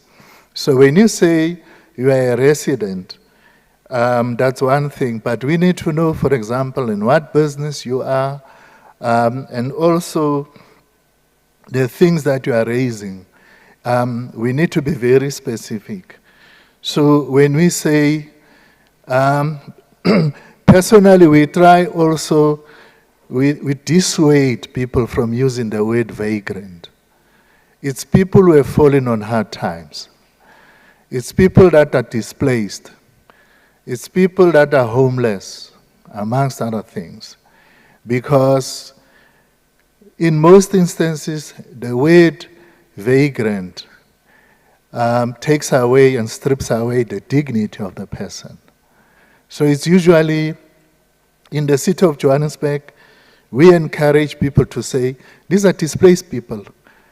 It can be an ordinary person that lost their job, that lost their identification. It's people that were evicted because they couldn't pay rates, they couldn't pay a bond, and now these people are homeless, etc., etc. So, in the city of Johannesburg, we we have a variety of programs and places of shelter. So the reason I'm asking you for specifics is because if you talk about vacant land, and we are talking about land where there's illegal dumping, illegal dumping is not done by aliens from another planet. Usually, illegal dumping is done by ourselves, residents. The very same residents that each and every one of us, we are given a bin. Illegal dumping is done by small businesses, small contractors. After paving, they don't go to the landfill. So that's why we need to work with yourself. So as an active citizen, as an active business, we are going to take your details after the meeting because we need to know exactly where it is. If it's across the road from your house or from your business, then we will challenge you and say, what is it that we can do jointly? Because you live there. You are a citizen there. So we will challenge you. We will get you officials that will engage with yourself after the meeting so that going forward, what we are talking about, as the presentations have shown, we want to work together because there are many things that we can do to vacant land, working with yourselves. We can convert vacant land to parks, we can fence off, we can make recreation spaces, etc., etc., etc. And then the question that was raised by Andre, the cooperative in Kayasens. Now, the city of Johannesburg is well aware of the challenges in Kayasens. What has happened, just to give a brief history, is that in the year 2010-11, when Pick It Up decommissioned the landfill site, there's a number of things that fell in between the proverbial cracks. And then the land was invaded, the land was taken over, and hence there has been illegal dumping. And we are also aware of the 13 illegal dumping spots in many other areas in and around Kayasens. So the city about 3 months ago has taken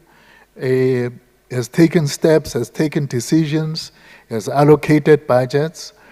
So that has been attended to clear the illegal dumping spots, to fence off, and then most importantly, especially the conversation that we're having today, all the vacant pieces of land where dumping are happening, there is a process to identify the spots, to map them, to approach the owners, where the owners we can't find, to take over, to speak with the local businesses in Kayasens, to speak with communities, to make sure that post-cleaning, there is something that is going to happen to those illegal stands. So we are very happy to find that actually we are talking about the Batupili cooperative.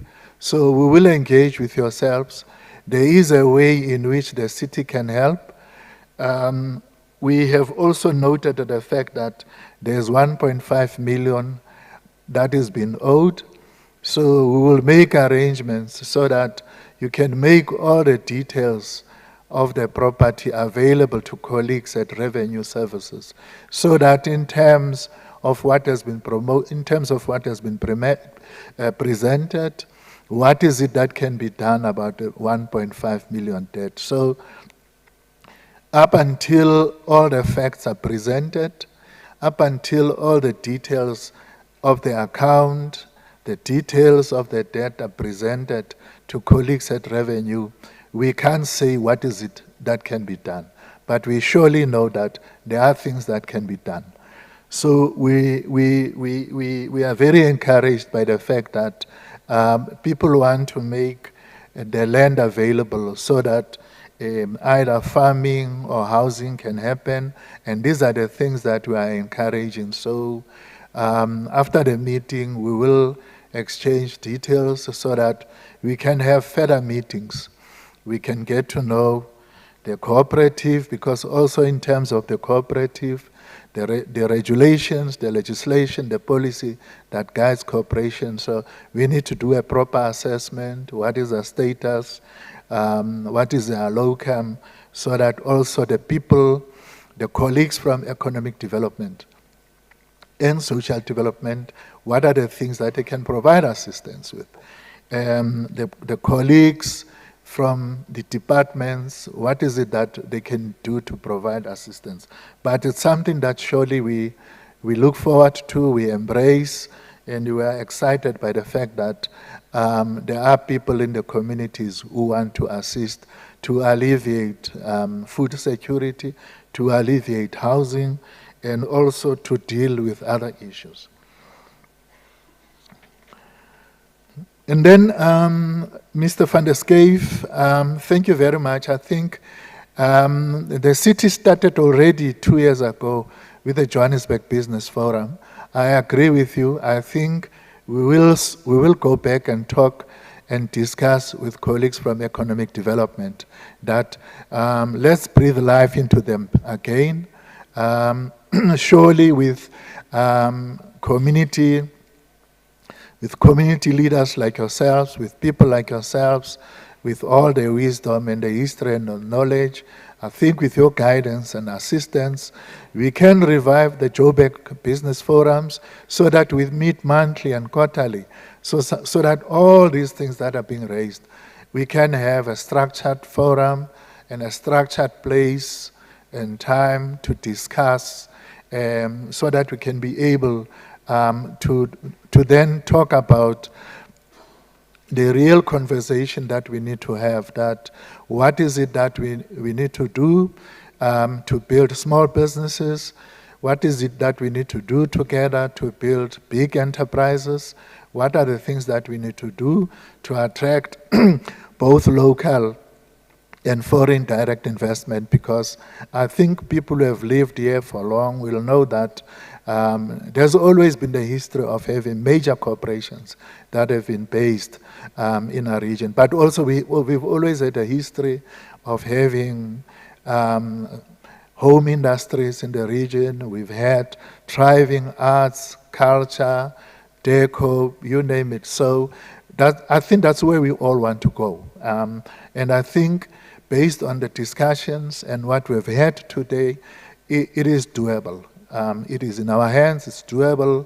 So we do have your details. We will start today, immediately after the meeting, start having the discussions and the engagements. And then also we will then structure meetings in the next week, second week, third week. We'll structure engagements, we'll structure one-on-ones, we'll structure meetings, because all the things that we are presented here, there is a commitment from us as a city to deal with. The businesses, I think Ms. Mafatsa has presented that those businesses that need support and assistance on debt relief, there is a platform available. There are go-to people available. All the other things, we have taken note, we have listened. The team is here, we will do follow-ups. Safe to say, we value and we really appreciate the inputs that have been made, and we certainly hope that also probably what we need to look at, now I'm speaking to colleagues from economic development, so let's find a way of making sure that if we fail, at least, quarterly, we have these kinds of sessions. At least, if we have these kind of sessions, and then people know that they are rest assured there's a platform available.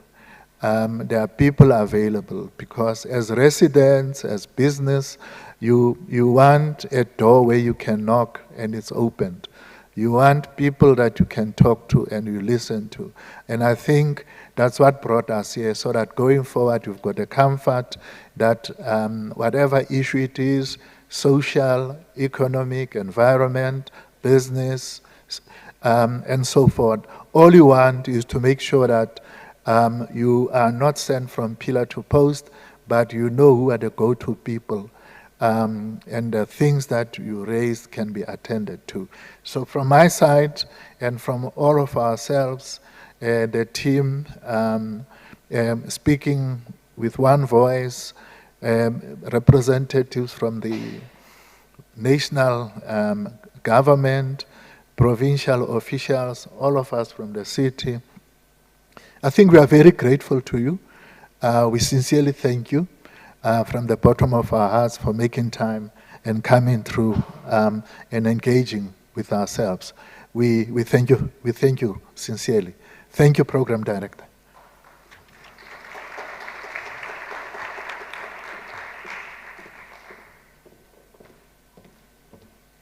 Thank you so much, RD.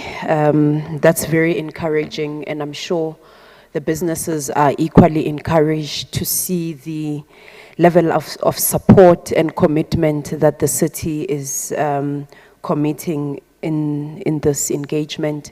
And as the RD has proposed that perhaps we should look at more frequent engagements, such as meeting on a quarterly basis, I think it would also be very important in those quarterly discussions to see what are some of the highlights that we can extract from the engagements and the support that you are receiving from the city. So I think it is a great challenge that the RD is giving us to say, let us work together with you as businesses to make sure that we support you and we give you the necessary support that you require in order for you to focus on doing your business and contributing to the economy of our city. I just want to check if I'm not closing anyone out in terms of questions. Okay, I see there are 2 more hands that side. We can start at the back and then.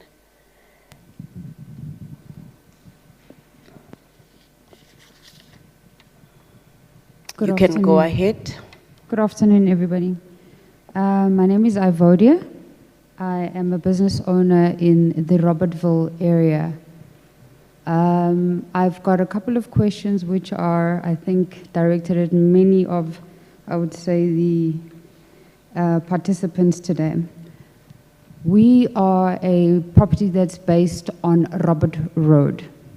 Okay, so with regards to the Vleerhof development, was there consideration actually taken into place in order to engage all the businesses that are actually situated in the Robertville area? One being an aspect of security and safety for pedestrians. So if any of you have actually ever driven down that road, first of all, there's potholes. Secondly, there's never any street lights. So actually, there isn't actually any street lights. We've got a lot of illegal dumping in the area. And as well, when it actually rains, that whole entire area at the bottom of the golf course actually floods. So which actually makes that road literally a nightmare to actually drive through. So that particular road is also the access link that will take you from the N1 north or south, from Albertina Sisulu, all the way to Main Reef Road. And as businesses along that line, nobody has actually updated us to kind of say what is sort of the plan going forward in terms of upgrading that area and making sure that it's also safe for pedestrians. So I'm going back now to the issue of Vleerhof development. If there is a development in the area, which also means, especially a residential one, the sewage infrastructure is something that's going to be literally affected. And how have you guys actually planned to make sure that you can actually look after that? In particular, for the last 4 weeks, we have had major sewage bursts in the area, and it takes literally 48 to 72 hours to actually come and resolve those infrastructure challenges. We also have a lot of water in the area that has also not been attended to in terms of leakages, and the constant reporting has also gone unnoticed. We do currently have a business in the area that has actually been sitting with a query for at least 3 months. So that is my major challenge. And then the other aspect also within the area is that as businesses, we are also mitigating not only a risk of not making money, we have to also mitigate a risk of security. So the aspect of, or rather the solutions we found is also to make sure that we can install solar as well as backup. So once again, the city has not provided lighting in this area, so the area is not safe at all. And I really do actually challenge every DG in this area, or basically manager, to literally take a drive down at 7 o'clock on a Friday evening or any time at night. You will not like driving in that area because it feels unsafe. So once again, why are we then as businesses who are finding solutions with regards to providing power for the area being cut off at the knees because there's constant load shedding? And if we are putting solar up with regards to that, there's this whole rigorous process for now to actually be registered with the city, which is something I would say is a consideration to actually say that, look, if you are providing, because in this case, we're actually doing the city a favor and also making sure that we actually light up the area. As I said, security is a major, major risk. Every single week or a month actually doesn't pass by where we've had incidents in the area. And this is not only with regards to the illegal miners, but it's also with business owners being attacked. We are being vandalized. And SAPS doesn't actually police in that area at all. So even with the security companies that we've actually engaged with, remember, there's still a risk with regards to them, and we are the last line of defense. So by taking away all of those solar privileges and then requiring us to basically register through a rigorous process is not actually helping the community. So if you look at the scale, Vleerhof is between an industrial area. If you want to attract or ensure that the youth is employed, you need to give them an environment in which they will wake up and say, I want to go and work there. So if the water's not working, if there's load shedding that's constantly a challenge, if there's no internet infrastructure, definitely that youth is actually going to jump the hole in terms of the West Rand. They would rather definitely go to the north. So how can you then, how can you help us in order to make sure that we do better? Because we are actually doing our part. And I feel at this present moment, the city has literally abandoned that section by not actually sharing enough information on time to kind of say, these are the infrastructure developments, and this is how it's going to affect you. Another aspect of that area is that being the major linkage to the highways, the amount of traffic accidents that we have had on properties of the business, mine included, is that because there's no traffic lights, there's no calming zones, we have actually requested to kind of say, please either put traffic lights or put calming zone sort of parameters in the area, and nothing has actually been done about that. So as I said, I mean, it's quite a loaded question and very many comments, but I sit here today as a very frustrated business owner because I'm told to employ youth, but I can't employ youth because youth don't want to actually come to our business because the environment is not conducive for them. Thank you. Thank you so much for that question. Can I see, oh yeah, there was a hand over there, it's noted. Good afternoon, everybody. My name is Rodney. I'm not a business owner, I'm a chairman for a resident association. But it's going to be a business-related question. A lot of times we get businesses that want to be part of solutions, and I'm going to use an example. When we do the illegal mining operations, you know, to get TLBs, excavators and all that to close those holes, how can the city get a program, or is there a program where those people that volunteers their equipment can actually be benefiting out of it? I mean, like a rates reduction or something like that. I mean, is there a program like that? There's lots of businesses. I mean, we hear you guys want to partner with businesses and that. ultimately the business also got to get something back from the city. So, for instance, if they're prepared to give their TLB for the day, you know, can they get some sort of rebate or incentive to actually provide the equipment? And then also, we got some businesses, I'll use the spa in Goldman Street, which has been trying to do a development there for quite a while. I think it's over 5 or 6, 7 years. They've been, and I'm not the expert on what's happening there, I'm just going by hearsay. A lot of red tape regarding they're not allowed to go forward because they have to pay now to upgrade the infrastructure in that area. And then when they hear what the city quotes come out, like for instance the sewage in the whole of Ward 70 is a big issue. It's been on the IDP meetings, everything, and we don't understand why that at least can't be done. But anyway, the red tape. So why should the business now, they want to promote business, they want to create employment, and this red tape, you can't expand because you need to pay for the extra electricity, switching station or whatever, or upgrade the sewage. And when those figures come out, sometimes the businesses can actually provide those services for a quarter of the price in what the city is quoting. Thank you. All right. Thank you for those questions. Are there any other hands? I'm assuming this would be the final round of questions. All right. RD, over to you.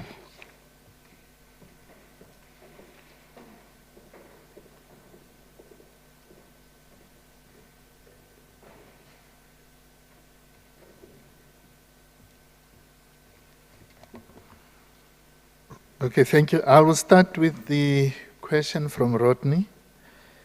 The City of Johannesburg and also Gauteng government, there is what is called special economic zones. There's also areas that are called special rates areas. So what we will do with our colleagues from economic development, we will go and investigate a possibility of seeing what is it that can be done to accommodate the issues that we have raised, that either businesses or residents, you volunteer, you provide TLBs, and then what? So in the context of special rates zones, and in the context of the special economic zones, it's something that we will have to investigate and look and come back and say, this is what is doable. And also, I think the other time we spoke about what is called a city improvement district. So we will investigate all possibilities and then come back and provide a response to say what is it that can be done. And then Evodia, I think the name, I will request Zipporah Mokoka to get your details, because some of the things are things that post of the meeting she can then engage with yourselves.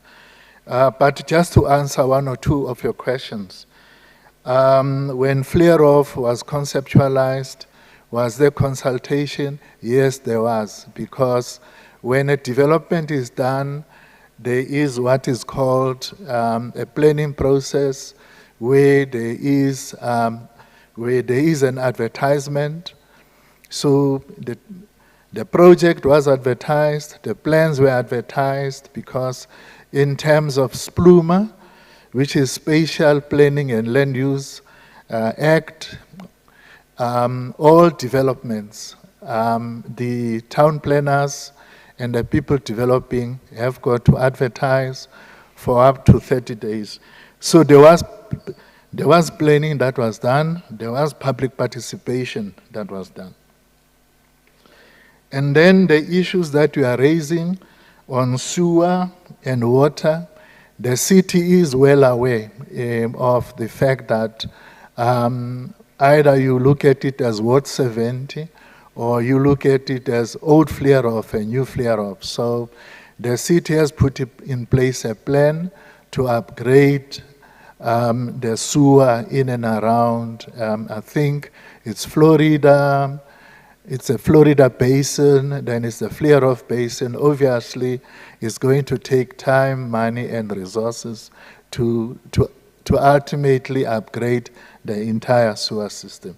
The same applies to water reticulation, which is why not so long ago, for example, there was a substation that was built to Fleurhof. So all of these are part and parcel of development. So as and when funding is available, then there will be upgrade to the infrastructure to keep pace with the fact that there's a whole lot of development, houses, schools, etc. So some of the things are about capital investment, but the issues that we have raised of things that need to be attended to, an official from my office will engage with yourself, and then we can look at it, what can be done about street lights that are supposed to be working at night, and then the potholes that must be fixed are things that, as part and parcel of the maintenance program of the various entities, can be done.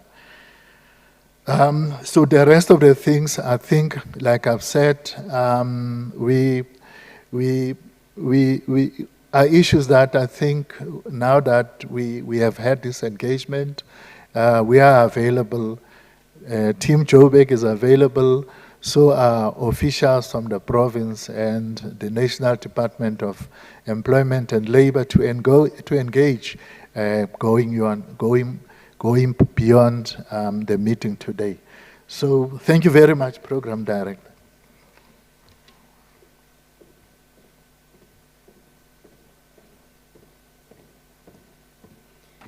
Thank you so much for those responses, RD. Before we conclude this section, I just want to double check that we are all satisfied. There are no other questions, no other issues. Are we all happy? Are we happy, ladies and gentlemen? I see, do you want to ask a question? Not really. No, that's fine. Thank you so much. I just want to highlight a few of the issues that I've captured as the discussions were going on.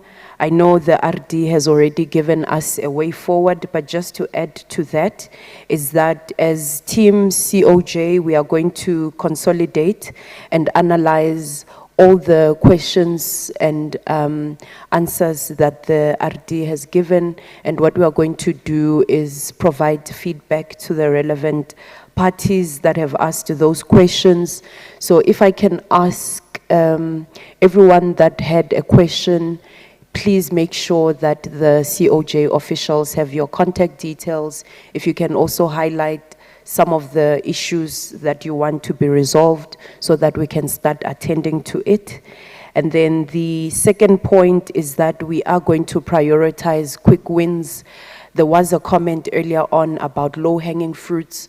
So I think as a team, it will be very important for us to then meet with yourselves as business, especially if you already have ideas on how you want to partner with the city. As the RD has already mentioned, we are very much open to working very closely with business to ensure that we create that enabling environment for yourselves as businesses to thrive. And as I've been saying throughout the day, the key word for us is collaboration, collaboration, collaboration. So let us meet, let us identify those quick wins. If you have ideas on some of the projects, there was a question earlier on from Martin to say if they are contributing, whether it's bringing certain equipment, how do they then benefit? Let us sit, let us identify those projects so that when we brainstorm as the city, we can then be able to provide you a detailed response. I think what also came out from this engagement is the importance of strengthening our communication with yourselves as business. I'm not even sure when was the last time that we met in this manner to discuss. I think, if I'm not mistaken, RD, the last engagement that we had, it was at the chamber. That was a few years ago. So it shows us that we can definitely improve. At least I know I'm speaking from the Department of Economic Development. There was also a question or a comment that was raised about the Joburg Business Forum, which again is one of those platforms to make sure that we strengthen our engagement and communication with you. So we are noting some of these points. We are going to take it back to the relevant colleagues, and we are going to provide feedback. We have also noted your suggestion, RD, that we shouldn't take too long to meet with business. We have taken note of the suggestion to meet with business on a quarterly basis. I don't know whether that is too many engagements or if meeting on a quarterly basis will work with you, but obviously we are going to consult to check what will work best for you.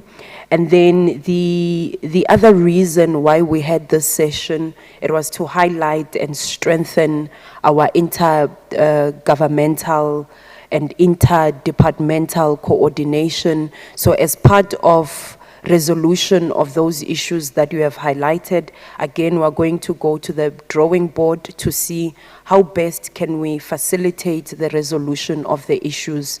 An example that we can also refer to that is currently being implemented at the department, as the executive director highlighted in his presentation, we have a committee that is called the Investment Fast Tracking and Prioritization Committee that comprises all the key departments and entities within the city to ensure that projects are fast-tracked so that we don't cause unnecessary delay.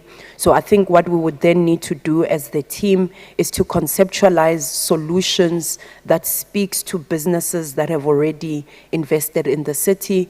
Perhaps we can look at coming up with a steering committee that is dedicated to looking at issues that businesses have, so that we can have that ongoing engagement with yourselves to make sure that we resolve those issues. And the last point that I wanted to highlight is the importance of identifying those collaboration as well as community partnerships. I mentioned earlier on in one of the presentations where they had businesses that they have partnered with. I made a comment to say it would be great in the next engagement if some of the businesses can also be highlighted as key partners for the city. So what we're trying to say is that we are open for business, we are open for partnerships, and we just want to thank you for taking your time from your very busy schedules. We know it's a big sacrifice if business owners can come and sacrifice their entire morning. We understand that you have really gone out of your way to make sure that you listen to the presentations, but you also bring your thoughts, you bring your ideas. And I believe if we work together as government as well as yourselves as private sector, I believe that we can go a long way. And with that, ladies and gentlemen, we have come to the end of our program for the day. We just want to extend a heartfelt thank you to all of you. I just want to make one announcement, which is that the presentations, all the presentations that were made today, they are going to be shared with yourselves. All the key officials that you need to get in touch with from the department as well as from the region, we are going to share those details. We do not want a situation where you are sent from pillar to post. We are going to try our best to make sure that you know the right people that you need to get in touch with. And with that said, there are refreshments that are served. Thank you so much. The meeting is adjourned.